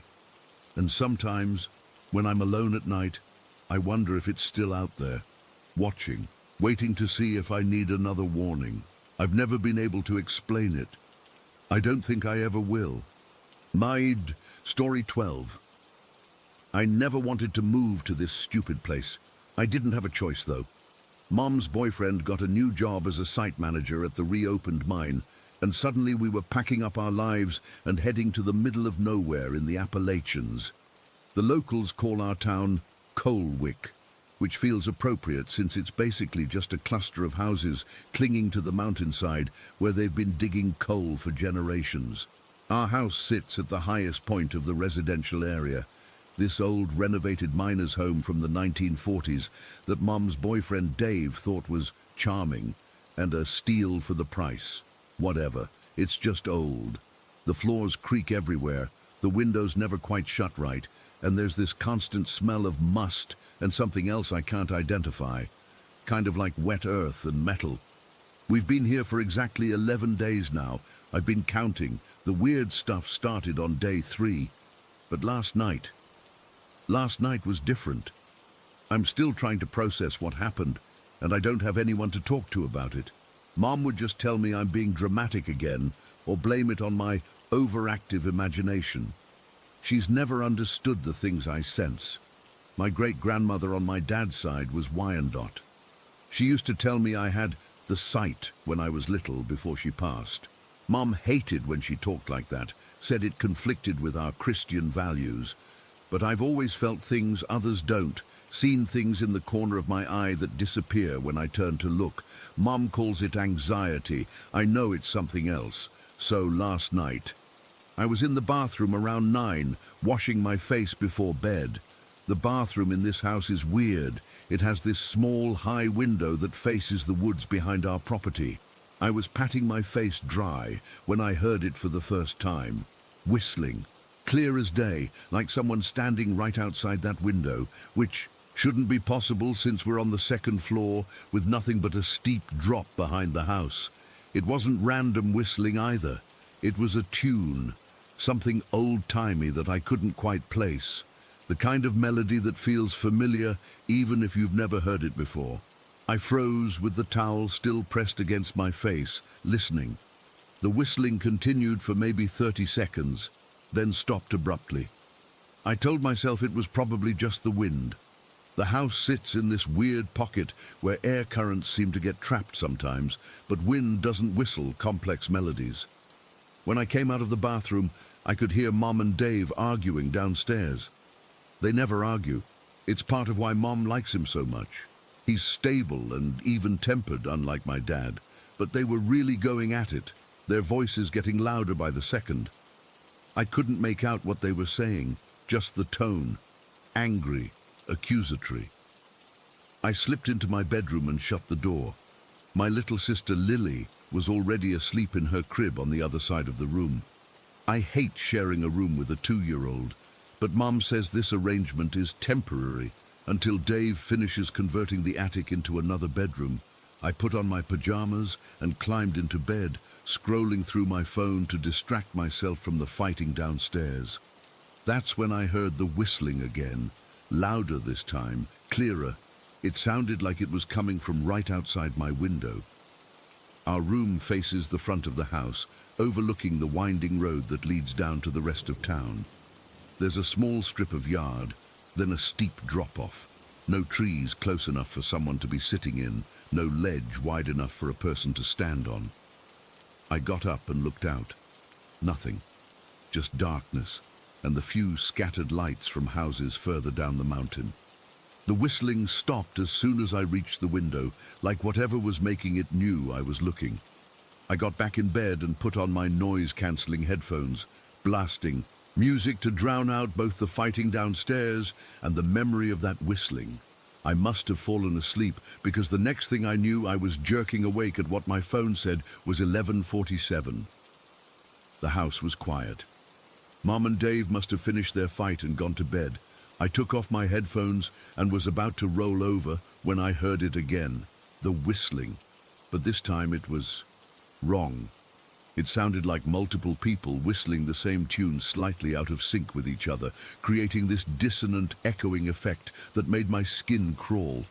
And it was moving, starting outside my window, then seemingly circling the house, getting fainter, then louder again as it came back around. I sat frozen in my bed, afraid to move, afraid to even breathe too loudly. Then Lily started stirring in her crib. She didn't fully wake up, just whimpered a little in her sleep, like she was having a bad dream. I wanted to go to her, but I couldn't make myself get out of bed while that whistling was still circling the house. Eventually it stopped, and the silence that followed was almost worse. I kept waiting for it to start again, straining my ears in the darkness. I must have fallen back asleep at some point, because I woke up again to my phone buzzing with a text at 2:13 in the morning. It was from Caitlin, my only friend back home, responding to something I'd sent earlier. I was about to reply when the whistling started again, but this time it sounded like it was inside the house. Downstairs, maybe in the living room or the kitchen. I've never felt fear like that before. It was like ice water replacing all the blood in my veins. I couldn't move, couldn't call out. I just sat there, clutching my phone so hard my fingers hurt, listening to that awful tune drifting up the stairs. Then the weirdest thing happened. The whistling split. Like one whistler stayed downstairs and another one started up outside my window again. Two distinct whistlers, same tune, slightly out of sync. Then a third joined in from what sounded like the attic above us. I wanted to wake Mom up, but her room is down the hall, and I'd have to pass under the attic access to get there. No way was I doing that. So I did the only thing I could think of. I got out of bed, grabbed Lily from her crib, and pulled her into bed with me, wrapping us both in my comforter like it could somehow protect us. The whistling continued for what felt like hours, sometimes fading almost to nothing, then coming back stronger. Around 4 in the morning, Lily woke up for real, crying loudly. The whistling stopped immediately, all of it, everywhere, all at once. The sudden silence was shocking. Mom came in a few minutes later, annoyed that I had Lily in my bed. "She needs to learn to sleep in her own space," she said, taking my sister back to her crib. I tried to tell her about the whistling, but she just sighed and said, "Emily, no one in this house whistles. You know that." It's true. Neither Mom nor Dave can whistle. Mom's tried and failed my whole life, and Dave once told us he never learned how. And Lily's too young. I'm the only one who can kind of whistle, but barely, and definitely not like what I heard last night. Mum went back to bed with a warning not to wake Lily up again. I lay there, wide awake, until the first grey light of dawn started showing through my curtains. Only then did I feel safe enough to get up. I went downstairs to get some water, feeling drained and shaky. As I passed through the living room, I noticed all the picture frames Mum had put up were slightly crooked, like someone had gone around and tilted each one just a little.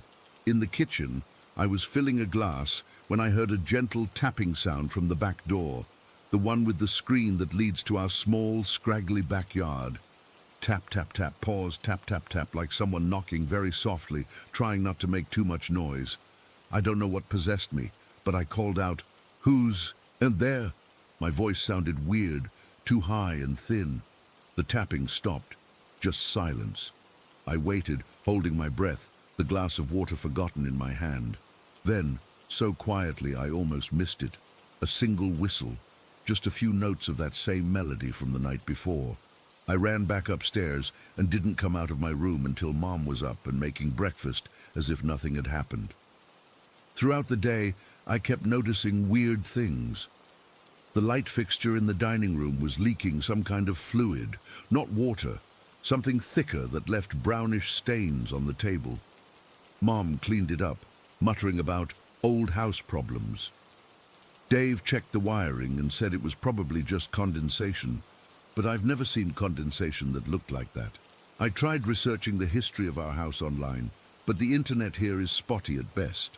All I could find was that this whole area was a busy mining community back in its heyday, with all the usual mining town problems, accidents, cave-ins, labor disputes. Our house was built by one of the mine supervisors, which is why it's bigger than most and sits up higher on the mountain. Mom and Dave are acting weird today. They're being extra nice to each other, like they're trying to make up for the fight last night. But there's this tension between them. When I asked what they were arguing about, Mom just said, "Adult stuff. Nothing for you to worry about." But I caught Dave looking out the windows a lot, especially as it started getting dark. It's night again now. I'm writing this all down because I need someone to know what's happening, even if no one believes me. I went into town today and bought some things, a small dream catcher, a rock salt lamp, and some crystals, amethyst and quartz, that the lady at the New Age shop said would help protect against negative energies. I've put the dream catcher over my bed, the salt lamp on my desk, and the crystals on my windowsill and next to Lily's crib. Mom would freak if she knew. She thinks anything that isn't strictly Christian is inviting darkness. But my great-grandmother taught me that protection comes in many forms, and right now I need all the help I can get. It's almost 9 o'clock. Same time as last night when it all started. I'm sitting on my bed, watching the clock on my phone, waiting. Lily's already asleep. The house is quiet except for the TV downstairs, where Mom and Dave are watching some crime show. I don't know what's going to happen tonight, but something's not right in this house. I can feel it in the air, like the atmosphere itself is charged with something waiting. Maybe it's the mountain, or the old mines underneath us, or something about this specific house. All I know is that when the whistling starts again, and I know it will, I'll be ready. I've got my headphones, my crystals, and a flashlight. I've downloaded an app that records audio, so maybe I can capture it this time, prove I'm not making this up. Wait, I just heard something. A single clear note, the beginning of that tune. It's starting again. Story 13. I never believed my grandmother's stories about our family being sensitive to things others couldn't sense. She'd talk about seeing shadows at the edge of her vision or feeling presences in empty rooms, and I'd nod politely while thinking she was just getting senile. My mother had similar experiences, but I always chalked it up to an overactive imagination that ran in the family, until I had Charlie. My son is 11 months old now. He started doing the typical baby things right on schedule, rolling over, sitting up, babbling.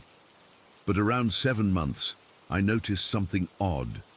At first, I thought it was just normal development, but there was something different about how he behaved at night. I'd put him down for bed around 7:30, kiss his forehead, and leave his room. Through the baby monitor, I'd hear him cooing and babbling for about 20 minutes before falling asleep. Pretty standard stuff. But 2 weeks ago, I realized his babbling had a pattern to it. He would make noises, then pause as if listening, then babble again excitedly. Sometimes he'd burst into fits of giggles at absolutely nothing. One night last week, I couldn't help myself. After putting him down, I tiptoed back to his door and peeked through the crack. The nightlight cast enough of a glow for me to see him sitting up in his crib, facing the wall. He was about 8 inches away from it, looking directly at a blank spot, babbling away with his tiny hands gesturing. Then he'd stop, tilt his head like he was listening, and respond with more excited noises. My blood ran cold. I'm not proud to admit it, but I shut the door quietly and walked away. I told myself it was just a baby being a baby. They have active imaginations, right? But deep down, I knew. I just knew this was something else. I mentioned it casually to my girlfriend, Elise, the next morning. Charlie was having quite the conversation with the wall last night, I said, trying to sound amused rather than freaked out. She looked up from her coffee. What do you mean? I described what I'd seen, and she laughed. Bex, he's a baby. They do weird stuff. Remember when he spent 3 days only wanting to eat while facing the refrigerator? She had a point. Babies are strange little creatures with their own logic. But this felt different. That night, I convinced Elise to watch with me. We crept to Charlie's door after putting him down, and sure enough, there he was, sitting up, facing the wall, engaged in what appeared to be a full-on conversation. Babble, pause, babble, giggle, pause, more excited babbling. Okay, that's unusual, Elise whispered, her skepticism visibly wavering. Told you, I whispered back. But it doesn't mean anything supernatural, she insisted, though I could tell she wasn't convinced. Maybe he likes the shadow the nightlight casts, or Charlie suddenly erupted in a fit of giggles so joyful that both of us couldn't help but smile, despite our unease. Whatever he was seeing or hearing, it was making him happy. We watched for a few more minutes before quietly retreating to the living room. Elise tried to rationalize it, bless her, but I could tell she was shaken. This wasn't normal baby behavior, not even for the weirdest of babies. The next few nights followed the same pattern. Charlie would have his conversations for 15 to 20 minutes before falling asleep.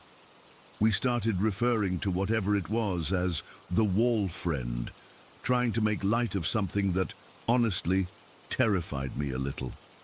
My grandmother's stories kept replaying in my head. Yesterday afternoon changed everything. Charlie had just woken up from his nap, and I went to get him.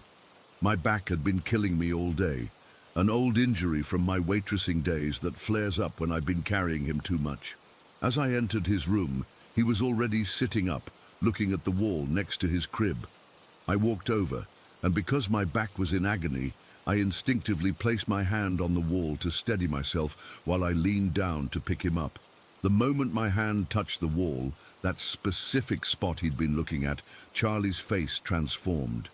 His eyes went wide, his little mouth opened in horror, and he let out the most heart-wrenching wail I've ever heard. He wasn't just crying, he was screaming, pointing at my hand on the wall, then looking at me with an expression of utter betrayal. It clicked instantly. I'd put my hand through his friend. Without thinking, I yanked my hand away from the wall. "I'm sorry," I blurted out, speaking both to Charlie and to whatever might be there. "I didn't see you. I'm so sorry." Charlie's screams cut off almost immediately. He hiccuped a few times, tears still streaming down his chubby cheeks, but the terror was gone.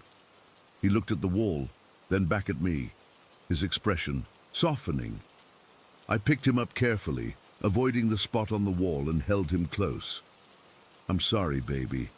Mommy didn't know your friend was there." He nestled his head against my shoulder, apparently forgiving me, though he kept glancing back at the wall as I carried him out of the room. That night, I told Elise what had happened. She sat in silence for a long time after I finished. "You really think there's something there?" she finally asked, her voice small.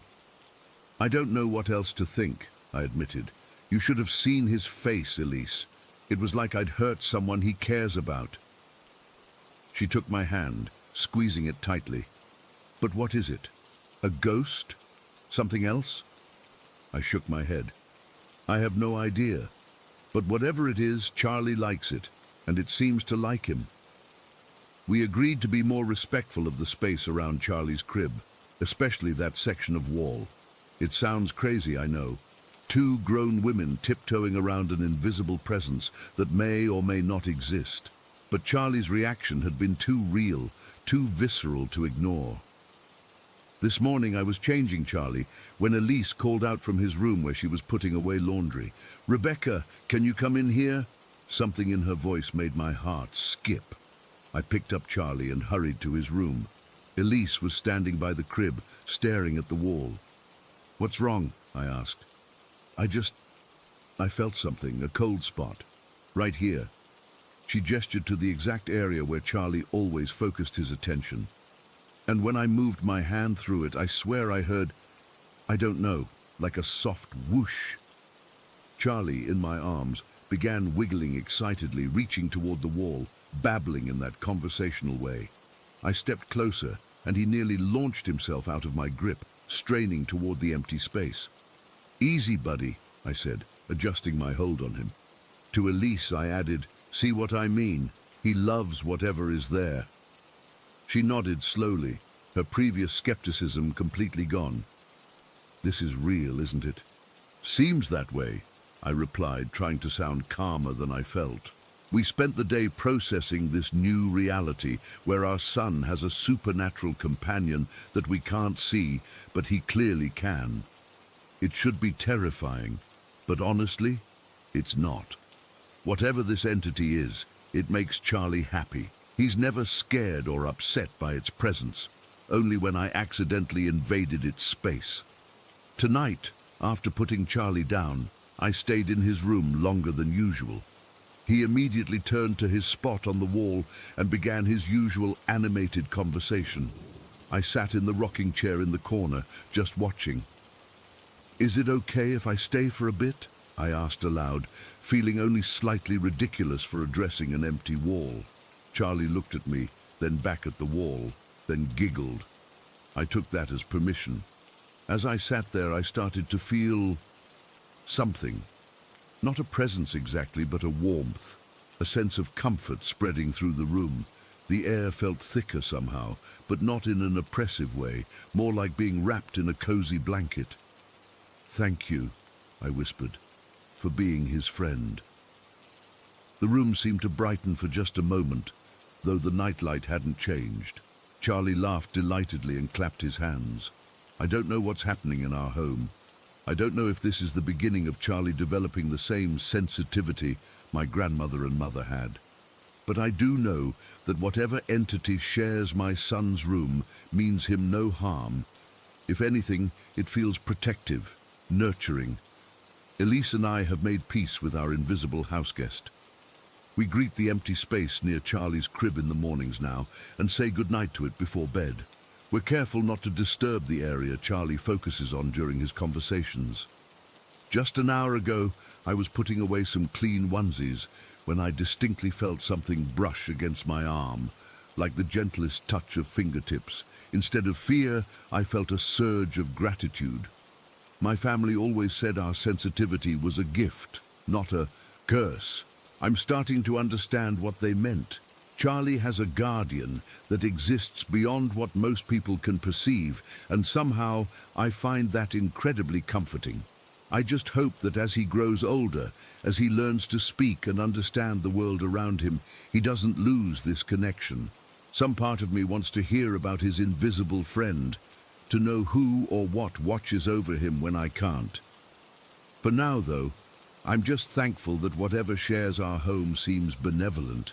And if my back happens to act up again, I'll be a lot more careful about where I place my hand. Story 14. I've never told this story to anyone except my therapist. Even now, almost 30 years later, I struggle to make sense of what happened that summer when I was 12. I'm writing this partly to see if anyone else has experienced something similar, and partly because keeping it bottled up all these years hasn't helped me understand it any better. This happened in 1994, in a quiet suburb of St. Louis. We lived in one of those cookie-cutter neighborhoods where all the houses looked basically the same, different colors but identical layouts. Mine was the pale yellow one with the basketball hoop in the driveway that my dad installed, even though I never really got into sports. I was a pretty normal kid in most ways. I did well in school, had a small group of friends, and spent way too much time reading fantasy books and watching cartoons. Every night before falling asleep, I had this little ritual where I'd imagine having superpowers. Nothing unusual there. Probably every kid does that. I'd imagine flying or having super strength, fighting bad guys, saving the world. It was just a fun way to drift off to sleep. But that summer, something changed. Something happened that I still can't fully explain. It started on a Tuesday night in July. The house was quiet. My mom was watching TV in the living room, and my dad was working late. I remember it was hot, even with the ceiling fan spinning above my bed. I was lying there in the dark, eyes closed, doing my usual superhero imagination thing. But this time, something felt different. As I was imagining, I felt myself slip into what I can only describe now as a meditative state. I wasn't trying to meditate. I didn't even know what meditation was at 12. But suddenly, I felt incredibly still, like I was sinking deep into my mattress. At first, it was peaceful. Then, without warning, my imagination seemed to, I don't know how else to put this, it seemed to get hijacked. The superhero scenario I was creating suddenly twisted into something else entirely.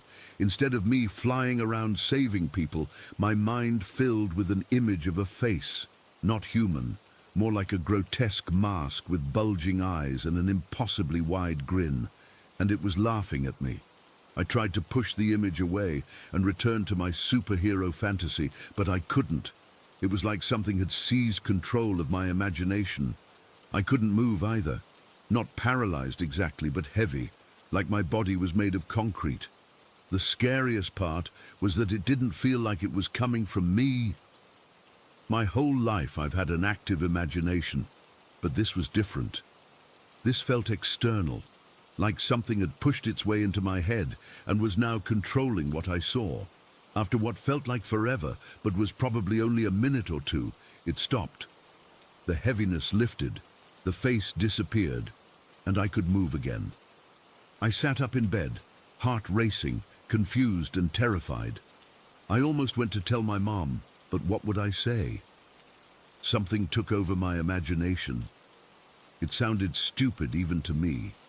So I just lay there until I eventually fell asleep. I convinced myself it was just a weird one-time thing. Maybe I was overtired or had eaten something weird at dinner, but the next night, it happened again. This time, I noticed more details about the experience.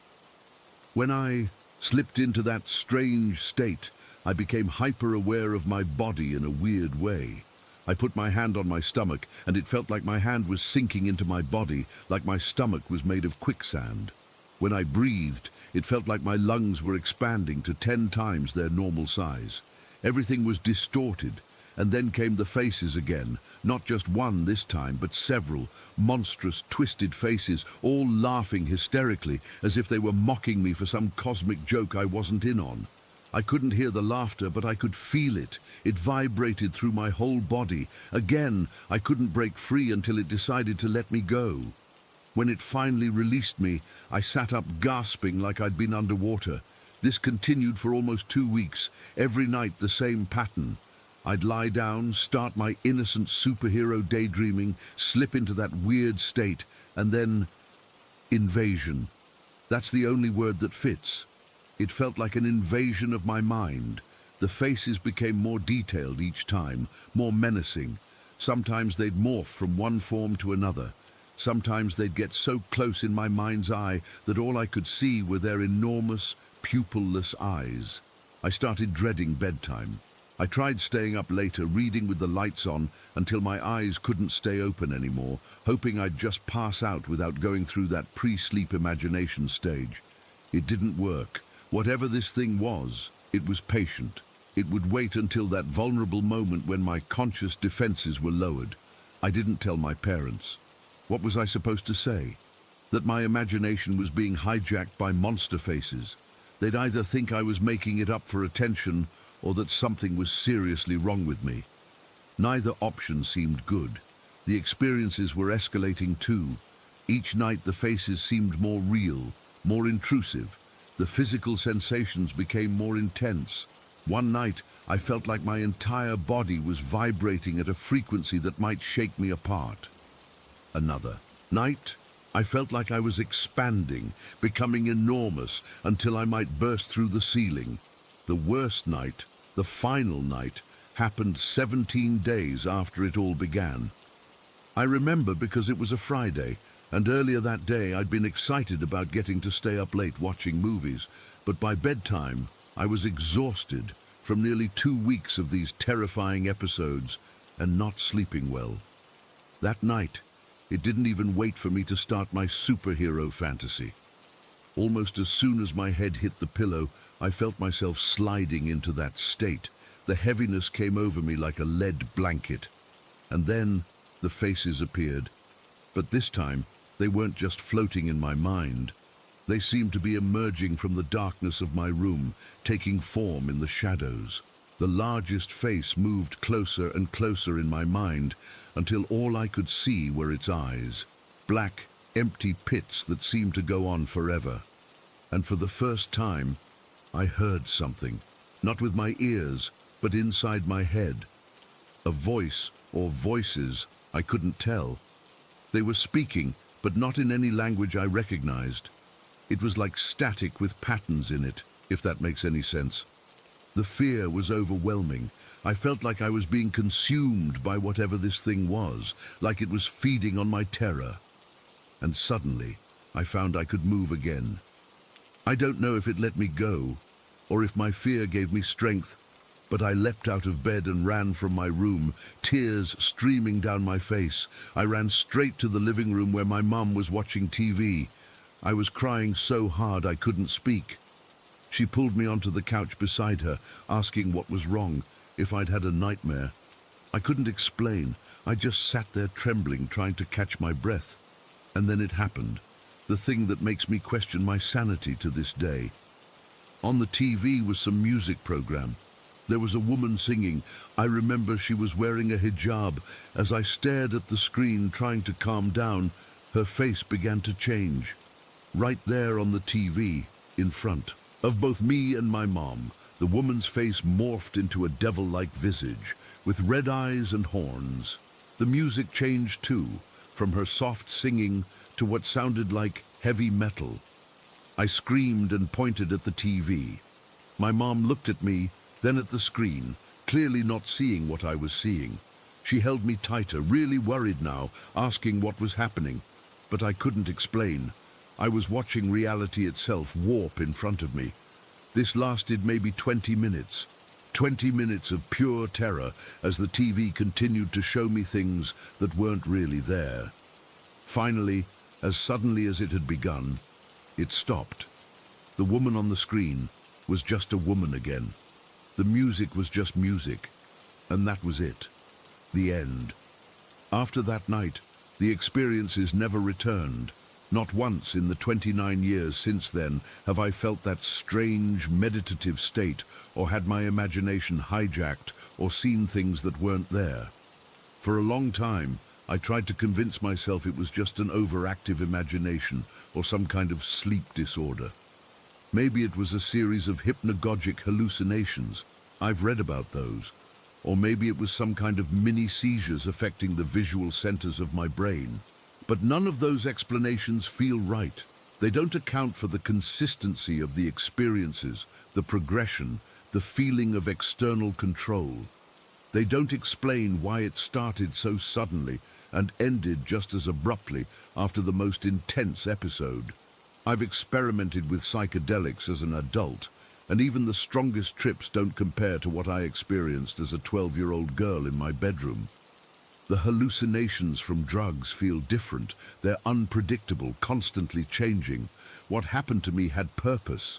It felt intelligent, directed, malevolent. Sometimes I wonder if I was being visited by something, some entity that found a vulnerable child and decided to terrorize her for its own amusement. The mocking laughter of those faces still haunts me. They weren't just scary. They were enjoying my fear. Why did it stop? Did it get bored? Did it move on to someone else? Or did my running to my mother somehow break its hold on me? I'm 39 now, with a successful career and a normal life. I've never had any other paranormal experiences or mental health issues, but I've never forgotten those nights, and I've never stopped wondering what really happened to me. Was it all in my head, or was something reaching in from somewhere else? I don't think I'll ever know for sure, but sometimes, when I'm drifting off to sleep, I still catch myself being careful about what I imagine, just in case something is waiting for that moment when my guard is down. Story 15. I still can't make sense of what happened at our new house. It's been 3 weeks since the incident, and I keep replaying it in my mind, trying to find some logical explanation. For background, my friend Marcus and I have been roommates for about 3 years. We were living in this gorgeous old historic home in Riverview City, one of those beautiful Victorian-style places with 8 bedrooms, ornate woodwork, the whole deal, the kind of place you'd see on a postcard. Problem was, we were renting it with 4 other people, and our landlord decided to jack up the rent by almost 40% this year. Real estate prices have gone absolutely insane here lately. After looking at our options, Marcus and I decided it made more sense to just buy a place together. We've been friends since college, and living together has always been easy. We're both in our early 30s now, established in our careers, and sick of throwing money away on rent. So we pooled our savings and started house hunting. The market was brutal. Everything in our price range was getting snapped up with cash offers way above asking price. We kept losing out on places until our realtor showed us this neglected little house on Maple Street. It wasn't much to look at, honestly. A small two-story home built in the 1950s that had definitely seen better days.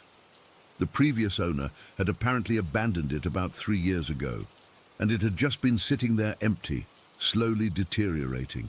When we first walked through it, I remember thinking it smelled like a combination of cigarettes, mildew, and something else I couldn't quite place.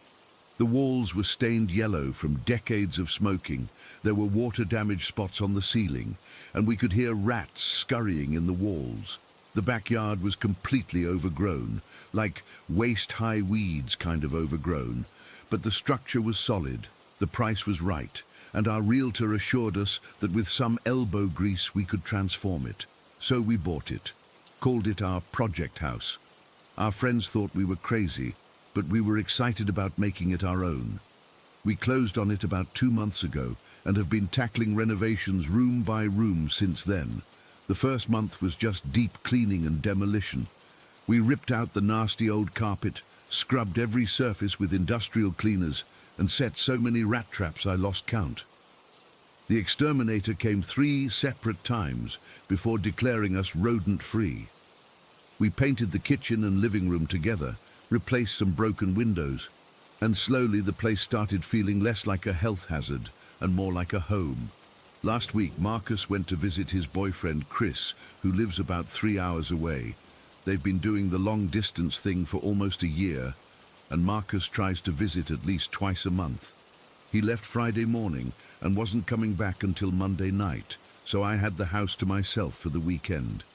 I decided to use the alone time to tackle the sunroom at the back of the house. It's this little room with windows on 3 sides that looks out on the backyard. The previous owner had painted it this horrible dark burgundy color that made the small space feel like a cave. I bought this soft sage green paint that I thought would brighten it up and make it feel more connected to the outdoors. Saturday was productive. I prepped the walls, applied primer, and got the first coat of paint on before calling it a night. Sunday, I woke up early, made coffee, and got back to work on the second coat. By late afternoon, I was finally finished. The room looked 1,000 times better already, and I was feeling pretty proud of myself. It was around 7 in the evening when I decided to reward myself with some takeout and a movie. I ordered Chinese food, took a quick shower to wash off the paint, and settled on the couch with my container of Kung Pao chicken. I was scrolling through Netflix when I heard it, Marcus's voice, clear as day, coming from the backyard. "Hey, can you come out here for a sec?" I froze with my fork halfway to my mouth. The voice was unmistakably Marcus's, that slightly nasal quality, the way he always sounds a little impatient when he's calling for someone. But Marcus was 3 hours away, staying with Chris. I knew this for a fact because he'd texted me pictures of their hike earlier that day. My first thought was that he'd come home early and was surprising me. Maybe he and Chris had a fight, or maybe their plans changed. But even as I had that thought, I knew it didn't make sense. Marcus would have come through the front door, not called me from the backyard, and he would have texted me if his plans changed. "Hello?" I called out, not moving from the couch. Silence. I put my food down and walked to the back door, which leads out from the kitchen to the yard. We'd installed a motion-activated floodlight back there after moving in, and it was on, illuminating most of the yard. I peered through the window, but didn't see anyone. "Marcus," I called again, this time through the door. Nothing. I hesitated, then unlocked the door and stepped onto the small concrete patio. The night was cool and still. Our backyard isn't large, maybe 40 feet deep before it hits the fence line, and I could see most of it in the floodlight. No one was there. "Is anyone out here?" I called, feeling increasingly foolish. Maybe I'd imagined it. Maybe it was the neighbor, though our neighbors on both sides are older couples who sound nothing like Marcus. I stood there for a minute or two, straining to hear anything unusual, but there was just the normal nighttime sounds of the neighborhood. Distant traffic, someone's TV faintly audible from a nearby house, the rustle of leaves in the slight breeze. Eventually I went back inside, locking the door behind me. I tried to rationalize what I'd heard.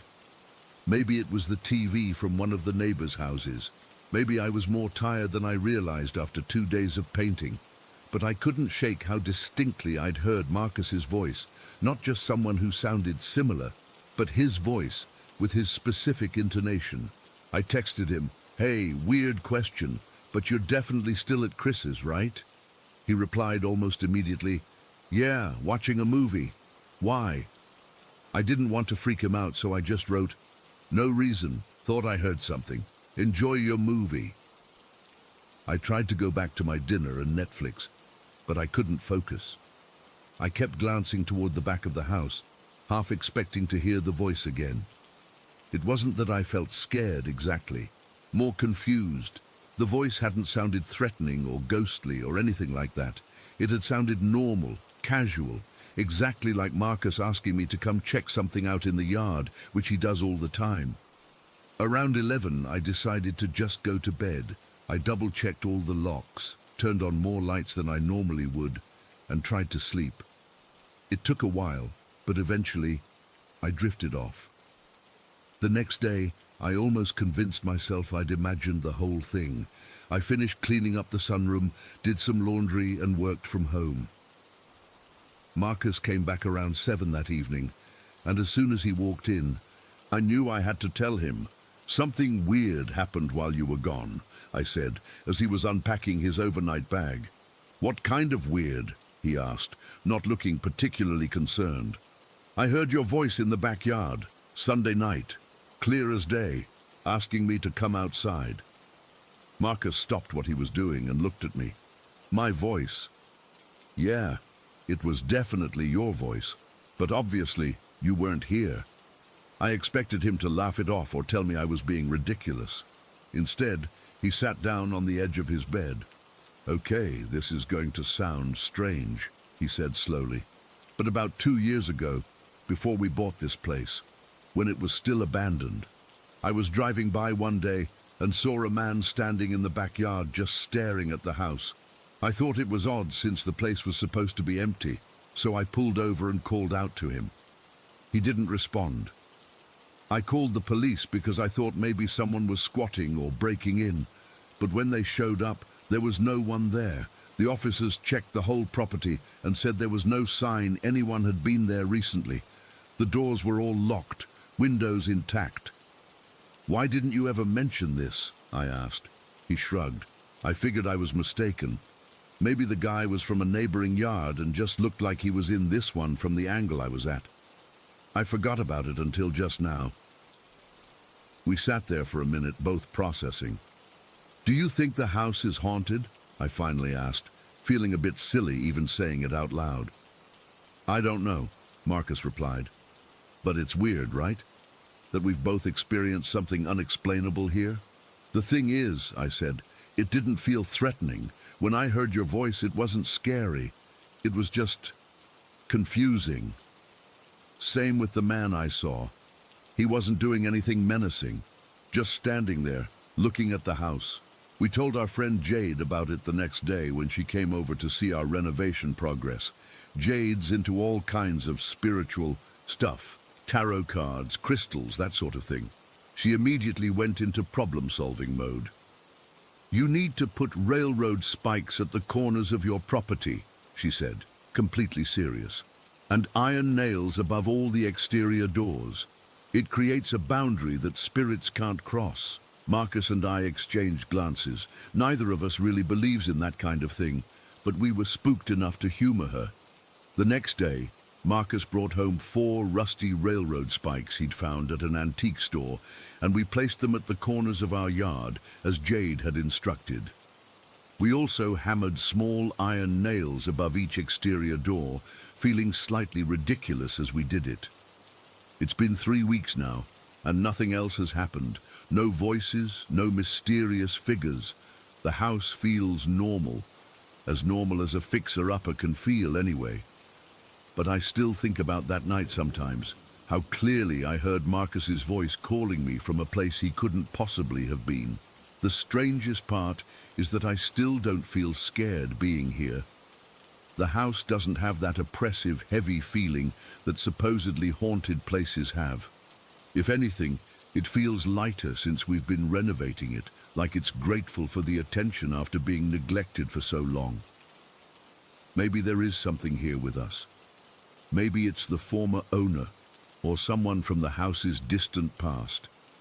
But whatever, or whoever it is, I don't think it means us any harm.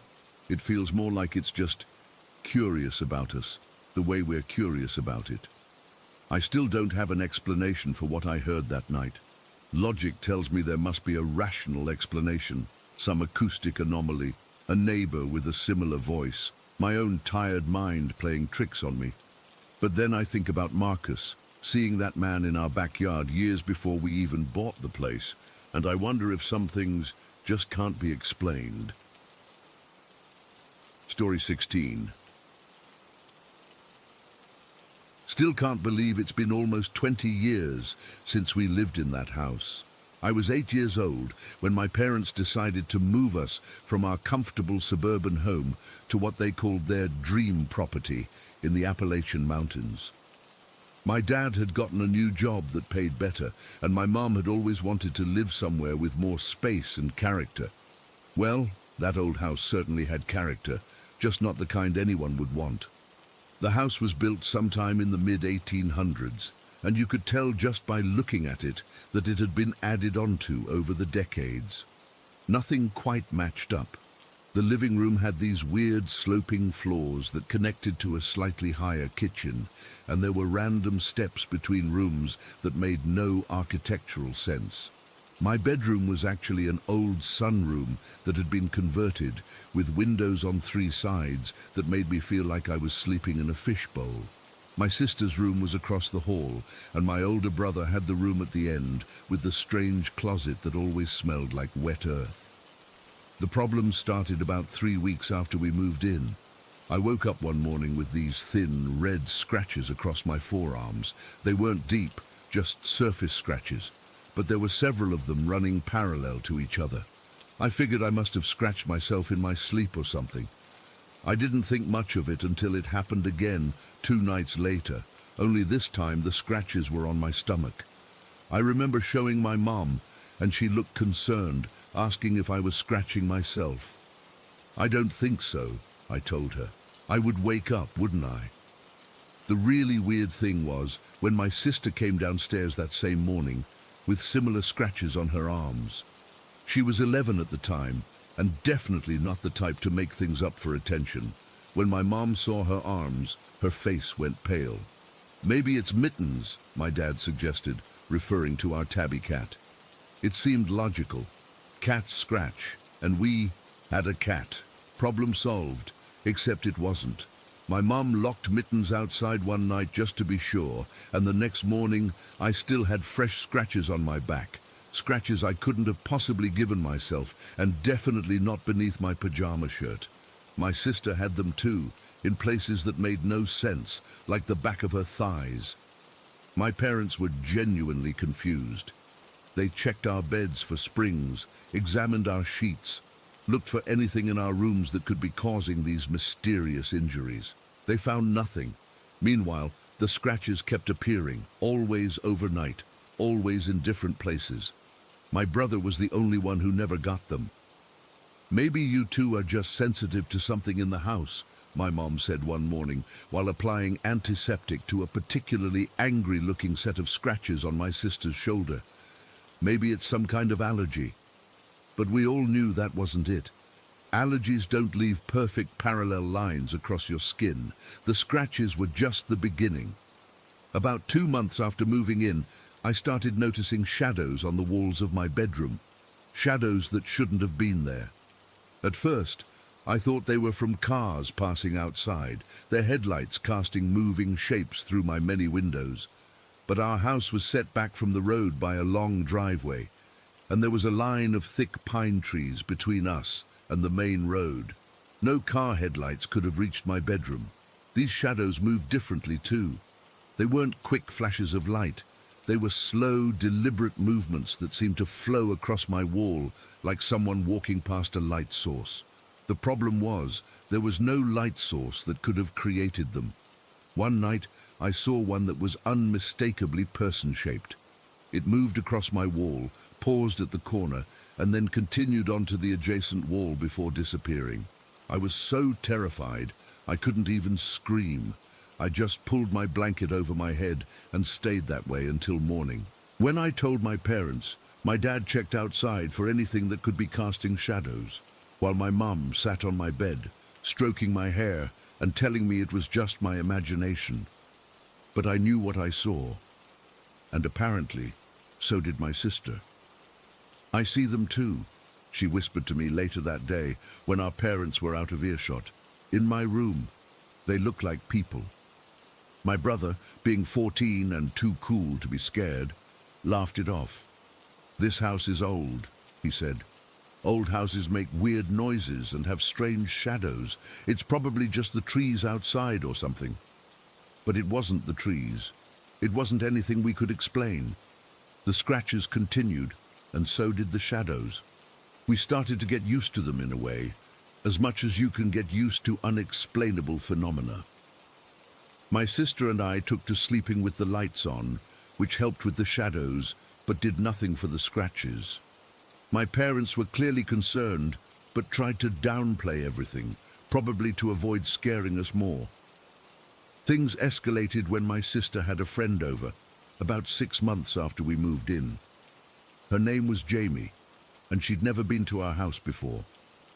They were sitting at the dining room table playing a card game when Jamie suddenly went pale. Her eyes fixed on something behind my sister, and her hand slowly reached for a knife that was on the table from our earlier dinner. "What's wrong?" my sister asked, turning to look behind her. Jamie's voice was barely audible. "There's someone watching us." My sister spun around but saw nothing. "Where?" Jamie pointed with a shaking finger toward the interior window, a weird architectural feature that separated our dining room from the hallway leading to the bedrooms. It was like a pass-through window, except it served no purpose since both rooms were connected by an open doorway. "There was a face," Jamie whispered. "Someone was looking at us through the window." My mom, who was in the kitchen, came running when she heard the commotion. Jamie was clutching the knife, tears streaming down her face. "I want to go home," she kept saying. "Please, I want to go home." My mom called Jamie's parents, who came to pick her up immediately. Jamie never came back to our house after that. My parents had a serious talk that night.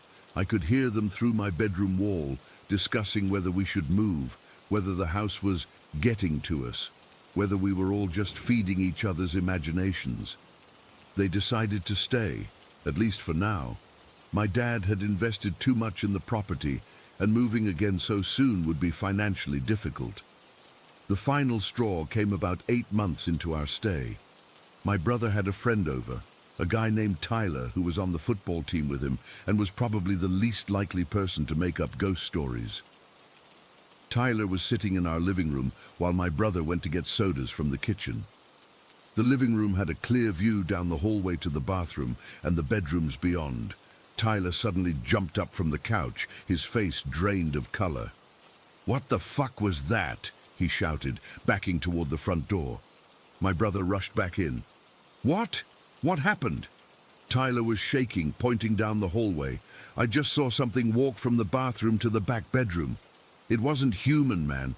It was tall and it looked like a cat, but it was walking on 2 legs. My entire family froze. We'd all seen the shadows. We'd all experienced the scratches, except my brother. But this was different. This was something solid, something that someone else had seen. Tyler refused to stay another minute. He called his mom to pick him up, waiting outside on our porch until she arrived. My brother tried to play it off, saying Tyler was just messing with us, but the look of genuine terror on Tyler's face told a different story. That night, as we sat around the dinner table in silence, my dad finally said what we'd all been thinking. Maybe we should look for another place. My mom nodded, relief washing over her face. I think that's best. Within 2 weeks, my dad had found us a rental house closer to town. We moved out in such a hurry that we left furniture behind. My parents said they'd come back for it later, but they never did. They eventually hired someone to clear out the house and put it on the market. The house sold quickly, too quickly, according to my mom, who suspected the new owners hadn't been told about our experiences. I sometimes wonder if they had the same problems we did, if they woke up with unexplainable scratches or saw shadows moving on their walls. I wonder if someone else's friend saw a face watching them through that interior window, or if anyone else spotted that tall, cat-like creature walking from the bathroom to the bedroom. I still have no explanation for what happened in that house. The scratches, the shadows, the things people saw, none of it makes sense. My sister and I still talk about it sometimes, comparing our memories to make sure we're not crazy. My brother pretends it never happened. My parents change the subject whenever it comes up. All I know is that for 8 months of my childhood, I lived in a house where something else lived too, something that couldn't be seen directly, but left its mark on us in very real ways. To this day, I sleep with a nightlight, and whenever I see an unusual shadow on my wall, my heart races until I can find its source. Some houses just aren't meant to be lived in by the living. I think our old mountain home was one of them. I still have 3 small parallel scars on my left forearm that never fully healed, a permanent reminder of whatever shared our home in the Appalachian Mountains. Story 17. I still get chills thinking about what happened last summer. I've never told this story to anyone except my closest friends, because I know how crazy it sounds. But I need to get this off my chest, and maybe someone here has experienced something similar. It was the middle of July, around 2 years ago. I was 21 at the time, and had moved back in with my mom for the summer break from college. She had been dating this guy named Rick for about 8 months, and things were getting pretty serious between them. That weekend, Rick's brother Jeff was staying with us because he was in town for a job interview. My mom and Rick had gone grocery shopping that afternoon. It was around 4 in the afternoon, and I remember it was super hot outside, like 95 degrees. I was in my bedroom scrolling through TikTok with my door half open while Jeff was in the living room watching some basketball game. The TV was kind of loud, but not obnoxiously so. I had been in my room for maybe an hour when I heard my mom's voice calling me from the backyard. Tiff! I heard it clear as day. My mom always calls me Tiff instead of Tiffany. I didn't respond right away because I was in the middle of watching a video, and I figured she was just letting me know they were back from shopping. About 30 seconds later, I heard it again. Tiff! This time, her voice sounded more urgent, like she needed help with something. Maybe she was struggling with grocery bags or something. I sighed and put my phone down, but still didn't get up immediately. Then I heard it a third time. Tiff! This time, her voice was different. It sounded annoyed and almost angry, like when I was a kid and ignored her calling me for dinner. There was this specific tone my mom gets when she's called me multiple times and I haven't answered. Anyone with a mom knows exactly what I'm talking about. This was that tone. At this point, I got up from my bed and went to my window, which overlooks our backyard. I was expecting to see my mom standing there with her hands full of grocery bags, looking annoyed that I hadn't come to help. But when I looked out, there was nobody there. The backyard was completely empty. I felt confused. I was sure I had heard my mom calling me from the backyard. It wasn't like it was faint or anything. It was crystal clear, exactly her voice, with her specific way of saying my name. I even recognized the escalating irritation in her voice by the third call. I walked out of my room and into the living room where Jeff was watching TV. Hey, did you hear my mom calling me just now? I asked him. Jeff looked at me with this confused expression. No? I didn't hear anything. Are they back already? I thought I heard her calling me from the backyard, I said, starting to feel a little uneasy. Jeff shrugged. I haven't heard anyone come in. Maybe it was from the TV. I shook my head. No, it was definitely my mom's voice. She called me Tiff 3 times. The weird look he gave me made my stomach twist a little. He clearly thought I was imagining things. Let me check if they're here, I said, walking toward the kitchen to look out the window to see if their car was in the driveway. It wasn't there. Now I was really confused. I pulled out my phone and called my mom. She picked up after a few rings. Hey, honey, what's up? She answered casually. Mom, where are you right now? I asked, trying to keep my voice steady. We're still at Walmart. There's a crazy long line at checkout. Will probably be another 20 minutes or so. My blood ran cold. So, you're not home? You haven't been home at all in the last few minutes? No, we've been here the whole time. Why? Is everything okay? Her voice changed to concern. Yeah, everything's fine, I lied. I just thought I heard something. No big deal. All right, well, we'll be home soon. Do you need anything while we're out? No, I'm good. See you soon. I hung up and just stood there in the kitchen, trying to process what had just happened. If my mom wasn't home, then whose voice had I heard calling me? It wasn't the TV. Jeff had been watching basketball, and there wouldn't have been any reason for someone to be repeatedly calling Tiff on a basketball broadcast. Plus, the voice came from the direction of the backyard, not the living room where the TV was. I walked back to the living room, feeling goosebumps despite the summer heat. Everything okay? Jeff asked, glancing away from the TV. Yeah, I said hesitantly. But that was weird. I just called my mom and she's still at the store. She hasn't been home. Jeff looked at me for a moment, then shrugged again.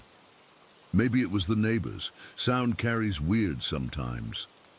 But I knew it wasn't the neighbors. None of our neighbors would call me Tiff in my mom's exact voice and tone, and the way the voice escalated in frustration with each call. It was so specifically my mom. It wasn't just someone who sounded similar, it was identical. I sat down on the couch, trying to come up with a logical explanation. Maybe I had dozed off and dreamed it, but I knew I had been wide awake, actively scrolling through my phone. Maybe it was someone playing a prank, but how would they imitate my mom's voice so perfectly? The most disturbing part was that Jeff hadn't heard anything, even though he was closer to the backyard than I was. My bedroom was at the back of the house, but the living room had sliding glass doors that led directly to the backyard. If someone had been calling from outside, Jeff would have heard it even more clearly than I did. I kept glancing toward the sliding glass doors, half expecting to see someone, or something, standing out there. But there was nothing. Just our empty backyard with the sun beating down on the dried-up grass. After sitting there for about 5 minutes, I couldn't shake the feeling that something was very wrong. I got up and made sure all the doors were locked. I checked the front door, the back door, and even the windows. Everything was secure. When I returned to the living room, Jeff was looking at me strangely. "You sure you're okay?" he asked. "Yeah, just being cautious," I replied, not wanting to sound like I was freaking out, but internally I was. I went back to my room but left the door wide open this time. I couldn't concentrate on my phone anymore. I kept straining to hear if the voice would call again. Part of me wanted confirmation that I wasn't going crazy, but a bigger part was terrified of hearing it again.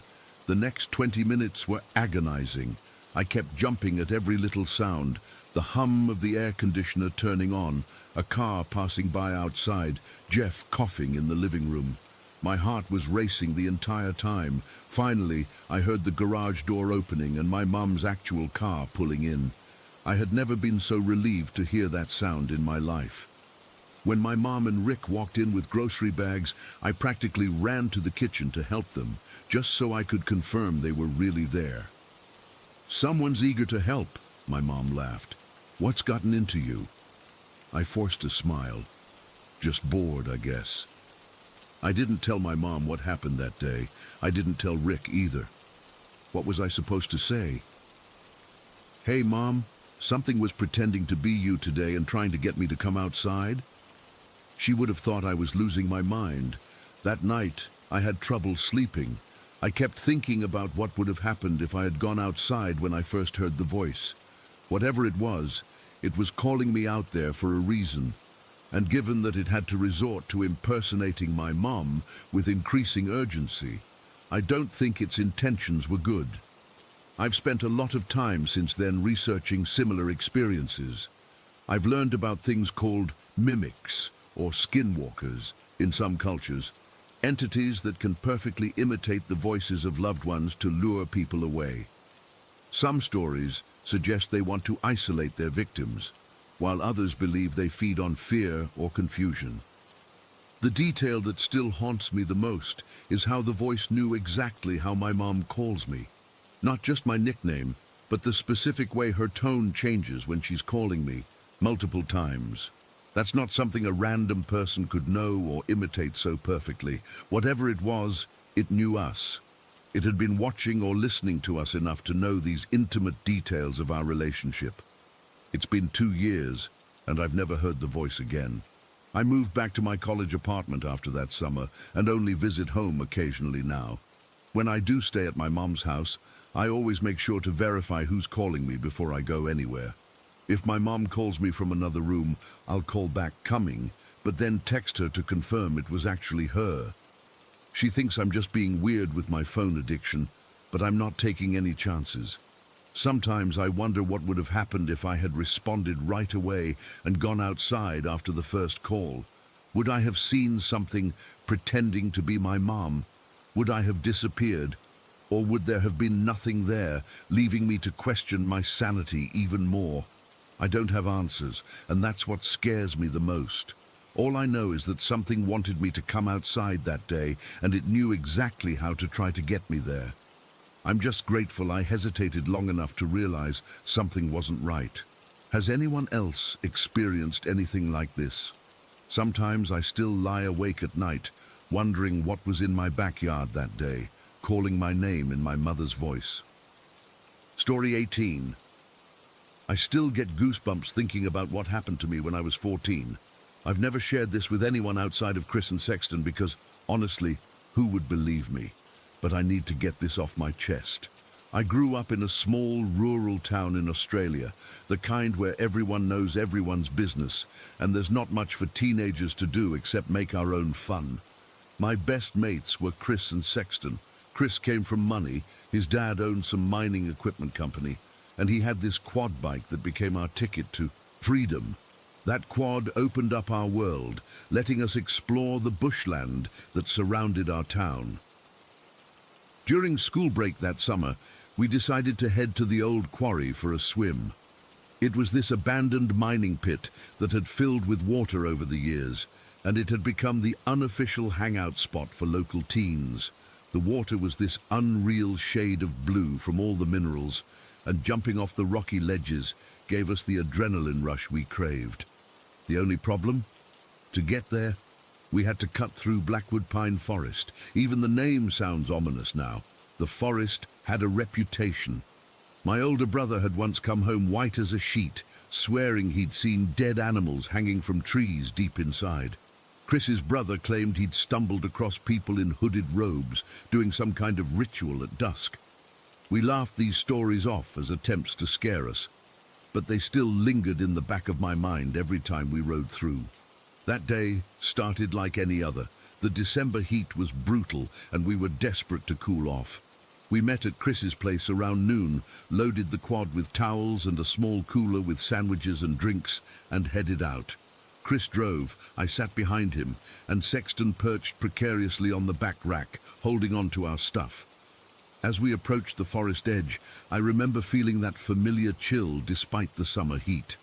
The pines were unnaturally tall and blocked out most of the sunlight, creating this permanent twilight underneath. The temperature always dropped several degrees once you passed that threshold.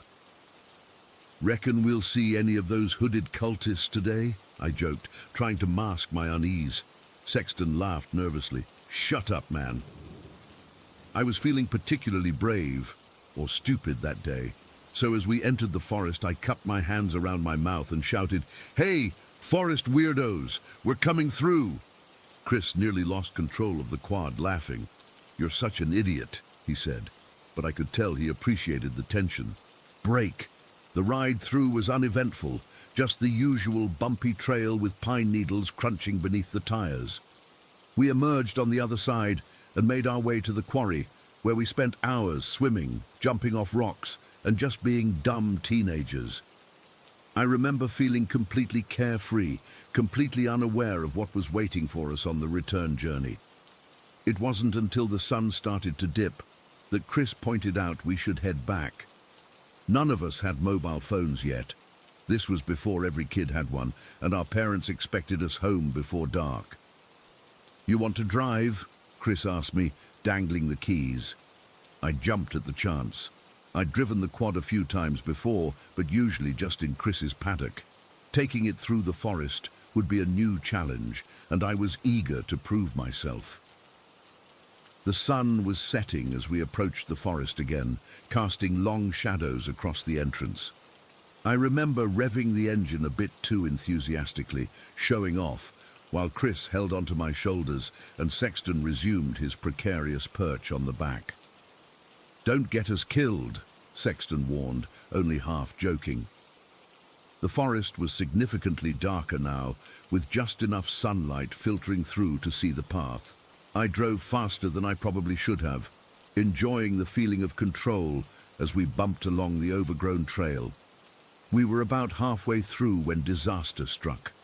I felt it immediately, a sudden change in how the quad was handling. The front right tire had caught on something sharp and developed a massive rip.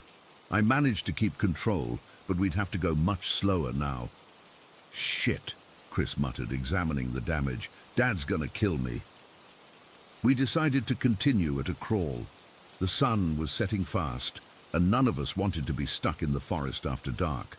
As we rounded a bend in the trail, our headlight illuminated three figures standing in the middle of the path. It was a family. A man in his 40s, leaning heavily on a walking stick.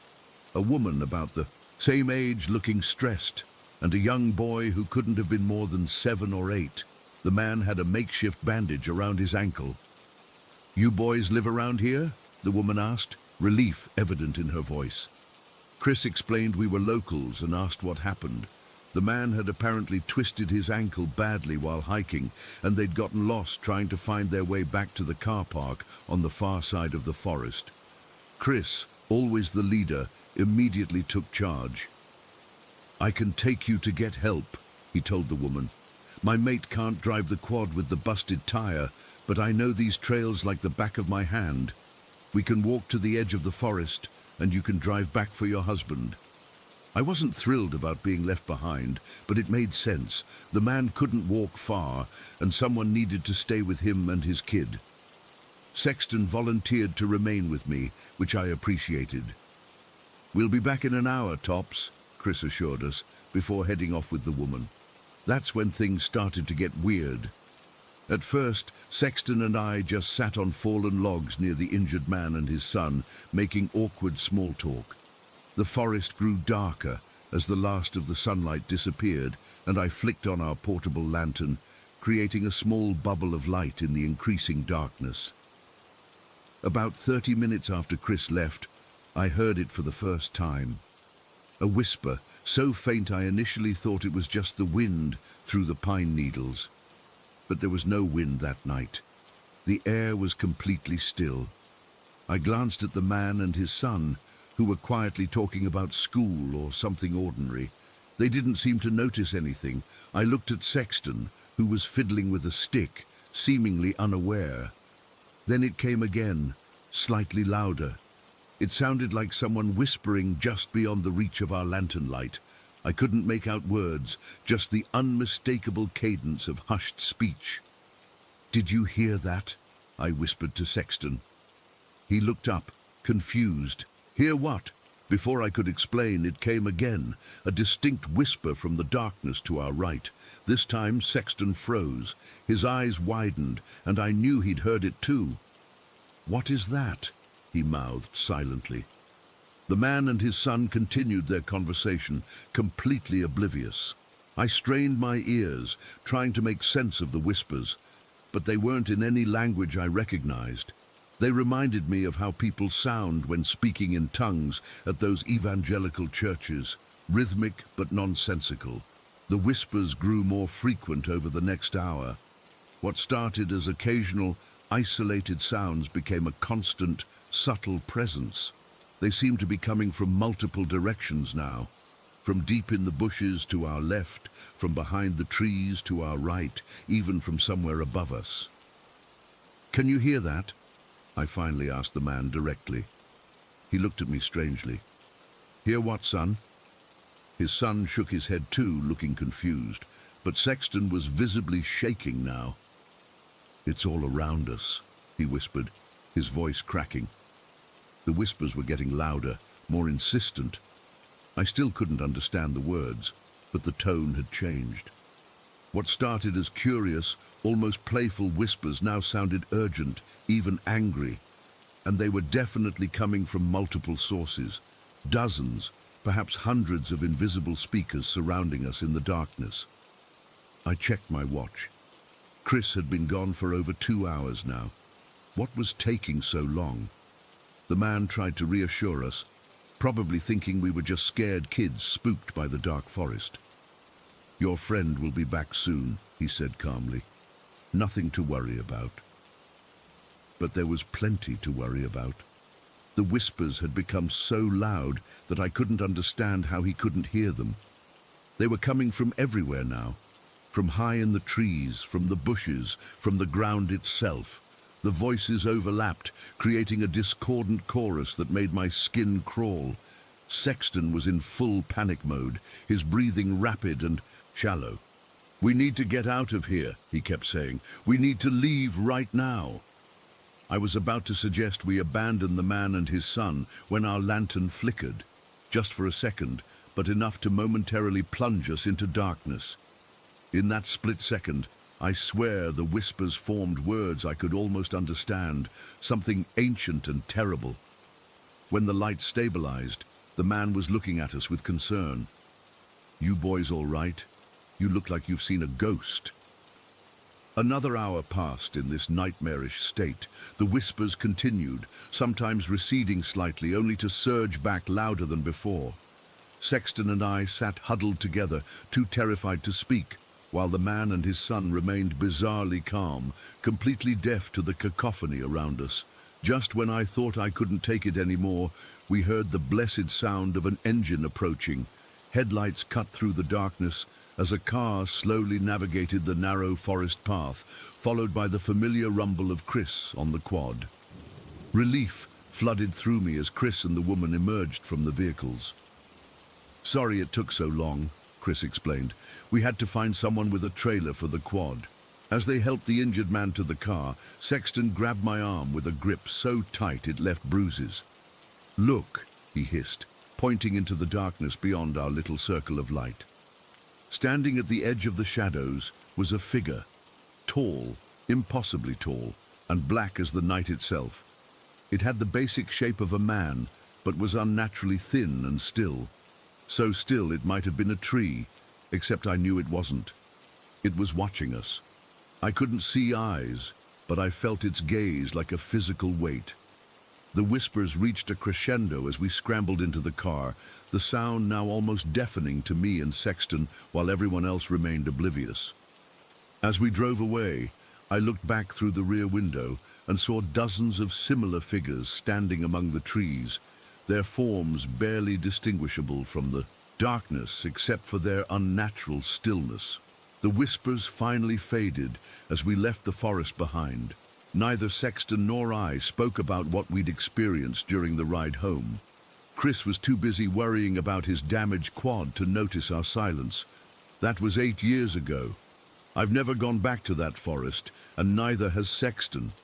We tried talking about it once, a few months after it happened, but stopped when we realized we couldn't explain it without sounding crazy. Chris thinks we're just being dramatic about that night. Sometimes I still hear those whispers in my dreams.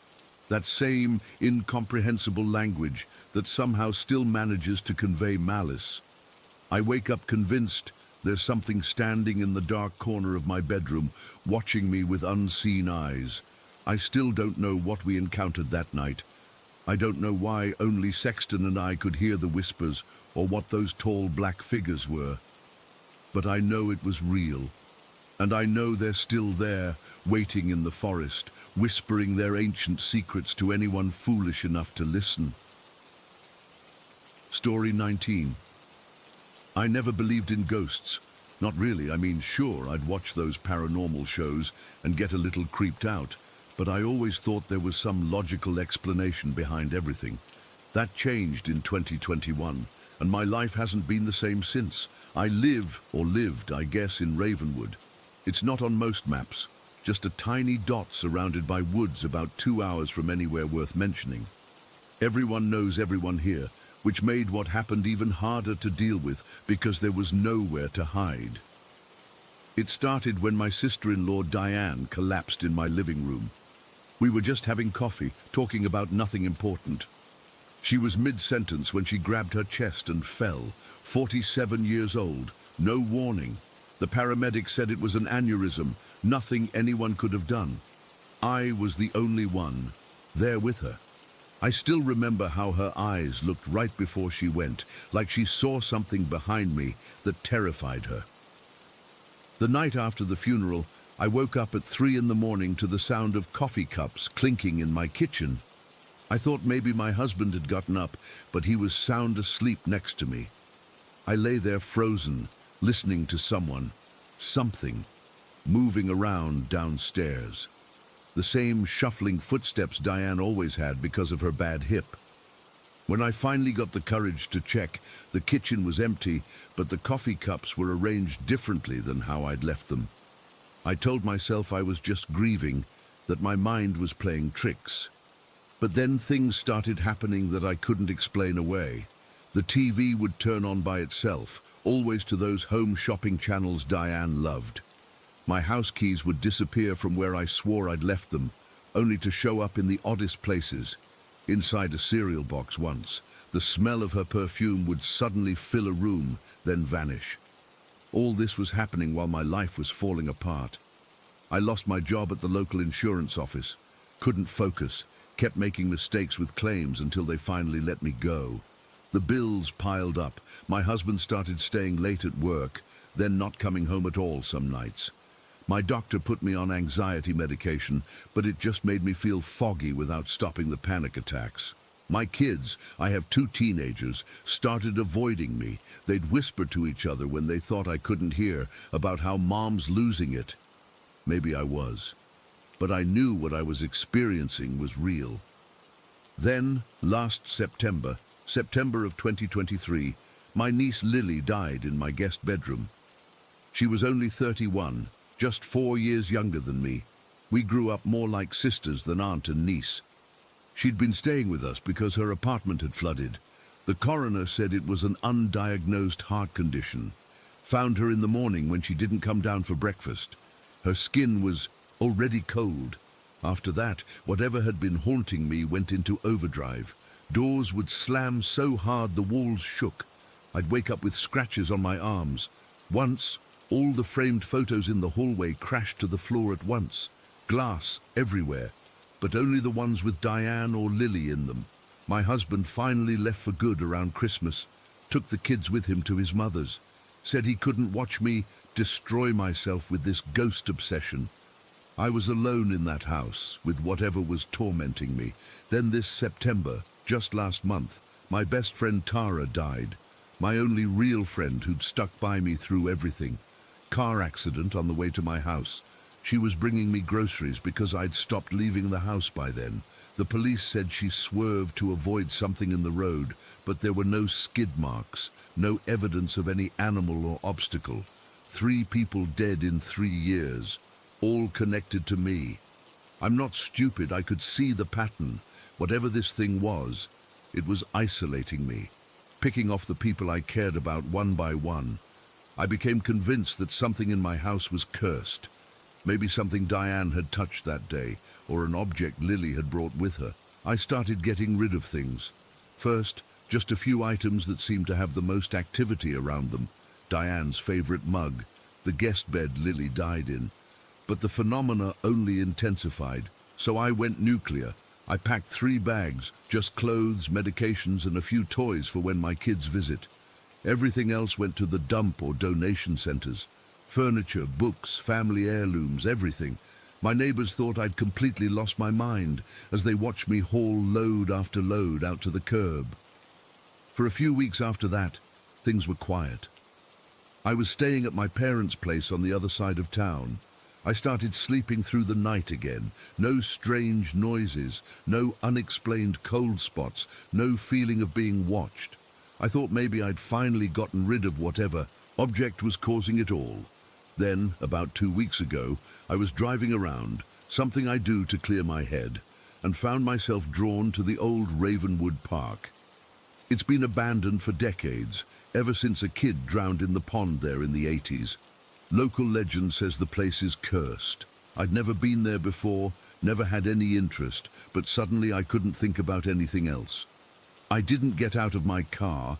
I'm not completely crazy, but I sat there for almost an hour, just staring at the rusted playground equipment and overgrown paths. Something about the place felt familiar, like I'd been there before, though I know I hadn't.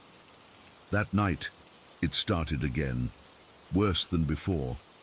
I woke up to my phone alarm going off at 2:17 in the morning, except it wasn't an alarm. It was playing a voicemail from Lily that I'd saved. Her laughing, telling me she'd be over soon. The voicemail wasn't even on my new phone. I'd lost it when I changed phones months ago. The next night, all the faucets in my parents' house turned on at once. Full blast. The water was scalding hot, steam filling the hallways. My dad blamed old pipes, but I saw the look on my mom's face. She believed me now. 3 days ago, I was sitting in their living room when the temperature dropped so suddenly I could see my breath. The lights flickered, and in that split second of darkness, I swear I saw 3 figures standing in the corner, Diane, Lily, and Tara. Their faces were wrong though, twisted, eyes completely black, mouths open too wide. My parents asked me to leave the next morning, said they loved me but couldn't have that energy in their house. Can't blame them, really. I'm writing this from a motel now, the kind with weekly rates and questionable stains on the carpet. Last of my savings going to this room.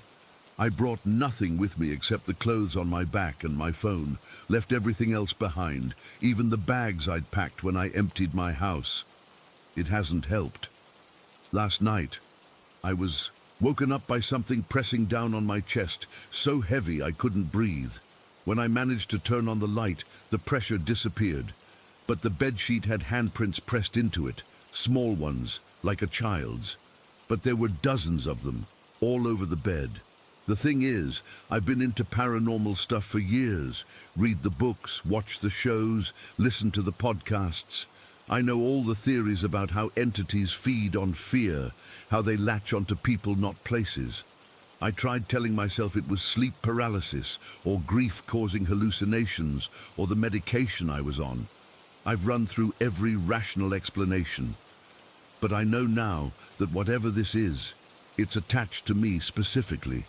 It followed me from my house to my parents to this motel. It's not a haunted object or a cursed building. It's something that has marked me personally. The most terrifying part is that it seems to be growing stronger.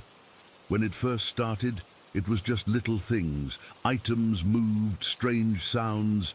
Now it's affecting electronics, manipulating temperature, creating physical sensations. What happens when it gets strong enough to do worse? Will I be next after Diane, Lily, and Tara? I'm writing this because I don't know what else to do.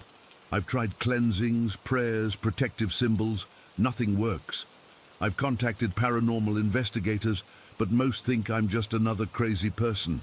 The one team that did come out experienced nothing while they were here, then called me later saying all their equipment malfunctioned and the footage they took was corrupted. Last night, I dreamed about the park again. In the dream, I was walking toward the pond, but the water wasn't water. It was black like oil, but moving like it was alive. Something was rising from the center of it, something with too many limbs and eyes in places eyes shouldn't be. I woke up with mud on my feet and leaves in my hair, though I swear I never left the motel room. The manager just knocked on my door, asked if everything was okay. Said other guests complained about screaming coming from my room all night. I wasn't screaming. I wasn't even asleep. I don't know how much longer I can deal with this. Whatever attached itself to me after Diane died, it's not letting go. It's taken nearly everything from me, my family, my home, my sanity. I keep thinking about that park, wondering if there's something there that might explain all this. Some connection I'm missing. The sun's going down now. It's always worse at night. I've pushed the dresser in front of the door and lined the windows with salt. Probably useless, but it makes me feel like I'm doing something. My phone's battery is at 3%, though it was fully charged an hour ago. The lights in the room are starting to flicker. There's a scratching sound coming from inside the walls. I just saw something move in the bathroom mirror. Not my reflection, but something behind me.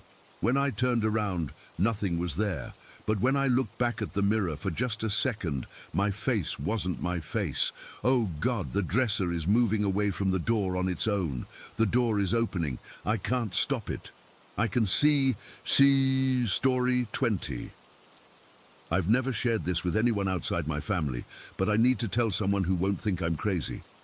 I grew up in a small village in West Java, Indonesia, not the tourist areas foreigners visit, but a place where the old ways still breathe. Modern technology has reached us, yes, but the old beliefs have never left. They live alongside our smartphones and motorbikes like they've always belonged. My grandmother taught me early on about the spirits that share our world. They were here before us, she'd say, and will remain long after we're gone. I didn't fully believe her until I was 15. That day started like any other. I woke up before sunrise to help my mother prepare breakfast before school. It was during the rainy season, and thick clouds hung low over the mountains surrounding our village. The air felt heavy with moisture and something else I couldn't name. On my way to school, I passed old Pak Hardy's house. He was sitting on his porch, burning something in a small clay pot. The smoke curled upward in an unnatural way, seeming to form shapes before dispersing. He nodded at me, his eyes knowing. Later, I would understand what that look meant. At school, everyone was talking about Wati, a girl from the neighboring village who had fallen mysteriously ill. Doctors in the city couldn't explain what was happening to her. Her body was covered in welts that appeared without cause, and she'd wake screaming about a woman standing at the foot of her bed. I remember shivering despite the humid heat. After school, my friend Agus suggested we take a shortcut home through the old rubber plantation. I should have known better. The plantation had been abandoned years ago after 3 workers were found dead there, their bodies contorted in impossible positions. My grandmother had warned me never to go near it, especially as the sun began to set. But I was 15 and thought I knew better. The plantation was eerily quiet.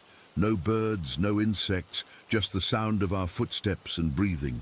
The rubber trees stood like silent sentinels, their trunks scarred from years of harvesting. The late afternoon sun filtered through the leaves, casting strange shadows on the ground. "Do you hear that?" Agus stopped suddenly. At first, I heard nothing. Then it came, a soft, feminine laugh somewhere in the distance. "Kuntilanak," I whispered, my mouth going dry. Every child in our village knows about the Kuntilanak, the white-shrouded female ghost with a hole in her stomach. My grandmother's warning echoed in my head. If her laughter is loud, she's far away. If it's faint, she's dangerously close. The laughter grew louder. She was moving away. We should have been relieved, but then came another sound, a faint rustling from the trees above us. I looked up and immediately wished I hadn't. Perched on a thick branch was what appeared to be a man. Tall, impossibly black, not like any human skin tone, but like he was carved from the darkness itself. He was watching us, his eyes reflecting the dying sunlight like an animal's. "Orang hitam," Agus breathed, grabbing my arm so hard it hurt. The tall black figure in the trees was known to observe humans, sometimes for hours before, well, no one really knows what happens after. Those who've seen him up close don't tend to talk about it, or they're no longer around to tell the tale. We ran. I've never run so fast in my life. The plantation seemed to stretch on forever, the rows of trees identical in every direction. Somehow, we made it back to the main road, just as the sun disappeared behind the mountains. My grandmother was waiting at our gate, her face tight with worry. One look at me and she knew. "You went to the plantation," she said. It wasn't a question. That night, she made me sit through a cleansing ritual. She burned special incense and waved the smoke around me while muttering prayers. She then tied a black thread around my wrist. "Don't remove this," she warned, "not for 7 days." I couldn't sleep that night. Every time I closed my eyes, I saw the dark figure in the tree. Around 3 in the morning, I heard a soft tapping at my window. 3 distinct taps, pause, then 3 more. My grandmother had warned me about this too. Never answer unexpected knocking after midnight, especially if it comes in 3s. I pulled my blanket over my head and recited the protective prayer she'd taught me until the tapping stopped. The next morning, we learned that Agus had fallen ill with a high fever. His mother found him unconscious on the floor of his bedroom, with 3 long scratches down his back that hadn't been there when he went to bed. My village rushed to help in the way we always had. Modern medicine was sought first. His parents took him to the clinic in the larger town nearby, but when the doctor found nothing physically wrong, besides the scratches, and the fever wouldn't break for 3 days, everyone knew it was time for different measures. My grandmother went with several village elders to visit Pak Darso, the paranormal healer who lived at the edge of the forest. I wasn't allowed to go, but I heard them talking afterward. Pak Darso had determined that something had attached itself to Agus in the plantation and was feeding off his life force. The healing ritual took place that evening in Agus's home. His parents cleared the main room and covered the floor with white sheets. Pak Darso arrived carrying a small bag of tools, herbs, special oils, and items I couldn't identify. The air in the house felt thick, electric. I waited outside with other villagers. We could hear Pak Darso's chanting, the rhythmic beating of a small drum, and occasionally Agus crying out in pain. After what felt like hours, Pak Darso emerged, looking exhausted. In his hand was a small glass jar containing what looked like black sand mixed with tiny white objects that could have been teeth or claws. "It's done," he said. "Burn this at the crossroads at midnight and don't look back as you return home." Agus's father did as instructed. By morning, Agus's fever had broken, though he remained weak for weeks. He never spoke about what happened during the ritual, and he refused to talk about what we'd seen in the plantation. In fact, he avoided me entirely after that. While Agus was recovering, something even more disturbing happened. A wealthy businessman from the city who had been trying to buy land in our village to build a resort suddenly died. The circumstances were strange. He was found in his hotel room with no visible injuries, but his face was frozen in an expression of pure terror. Rumors spread quickly. People said he had threatened Pak Mahmud, an elder whose family had owned their land for generations. Pak Mahmud had refused to sell, even when offered 10 times what the land was worth. The businessman had allegedly shouted that he would get the land one way or another. 3 days later, he was dead. I overheard my uncle talking to my father in hushed tones. "Mahmud went to see the Dukun Santet," he whispered, referring to what outsiders might call a black magic practitioner or paranormal hitman. "I saw him with the photograph. That's all it takes in our world. A photograph, a name, something personal belonging to the target. The Dukun does the rest, sending invisible forces or paranormal pets to attack the victim. Some die quickly, others waste away over weeks or months. The most unfortunate ones die in horrific ways, with nails or razor blades somehow appearing in their stomachs during autopsy, or mysterious scars forming on their bodies overnight. My father noticed me listening and sent me away, but I'd heard enough to understand. This wasn't unusual in our village. When the law cannot provide justice, people find other ways. A week after the businessman's death, during our village's annual sea offering ceremony, I witnessed something that still haunts me. We had gathered at the beach at sunset, bringing offerings of food, flowers and incense to thank the sea spirits for their protection and to ensure good fishing in the coming year. The village leader waded into the waves to place the main offering, a beautiful arrangement of fruits, rice and flowers on a banana leaf raft. As he released it to the waves, I noticed movement along the shoreline. At first, I thought it was a group of children playing in the shallow water, but these weren't children. They were small, pale figures with bald heads, wearing nothing but underwear. They moved with an unnatural grace, weaving between the adults who seemed completely unaware of their presence. One turned to look at me, and I felt my blood freeze. Its eyes were completely black, no whites at all. These were what my grandmother called tumbalanak, spirit children used in certain dark rituals. They're sent to steal money or valuables, sometimes as part of blood sacrifices. Seeing them is incredibly rare and incredibly bad luck. One of the spirit children smiled at me, revealing teeth that were too sharp, too numerous for a human mouth.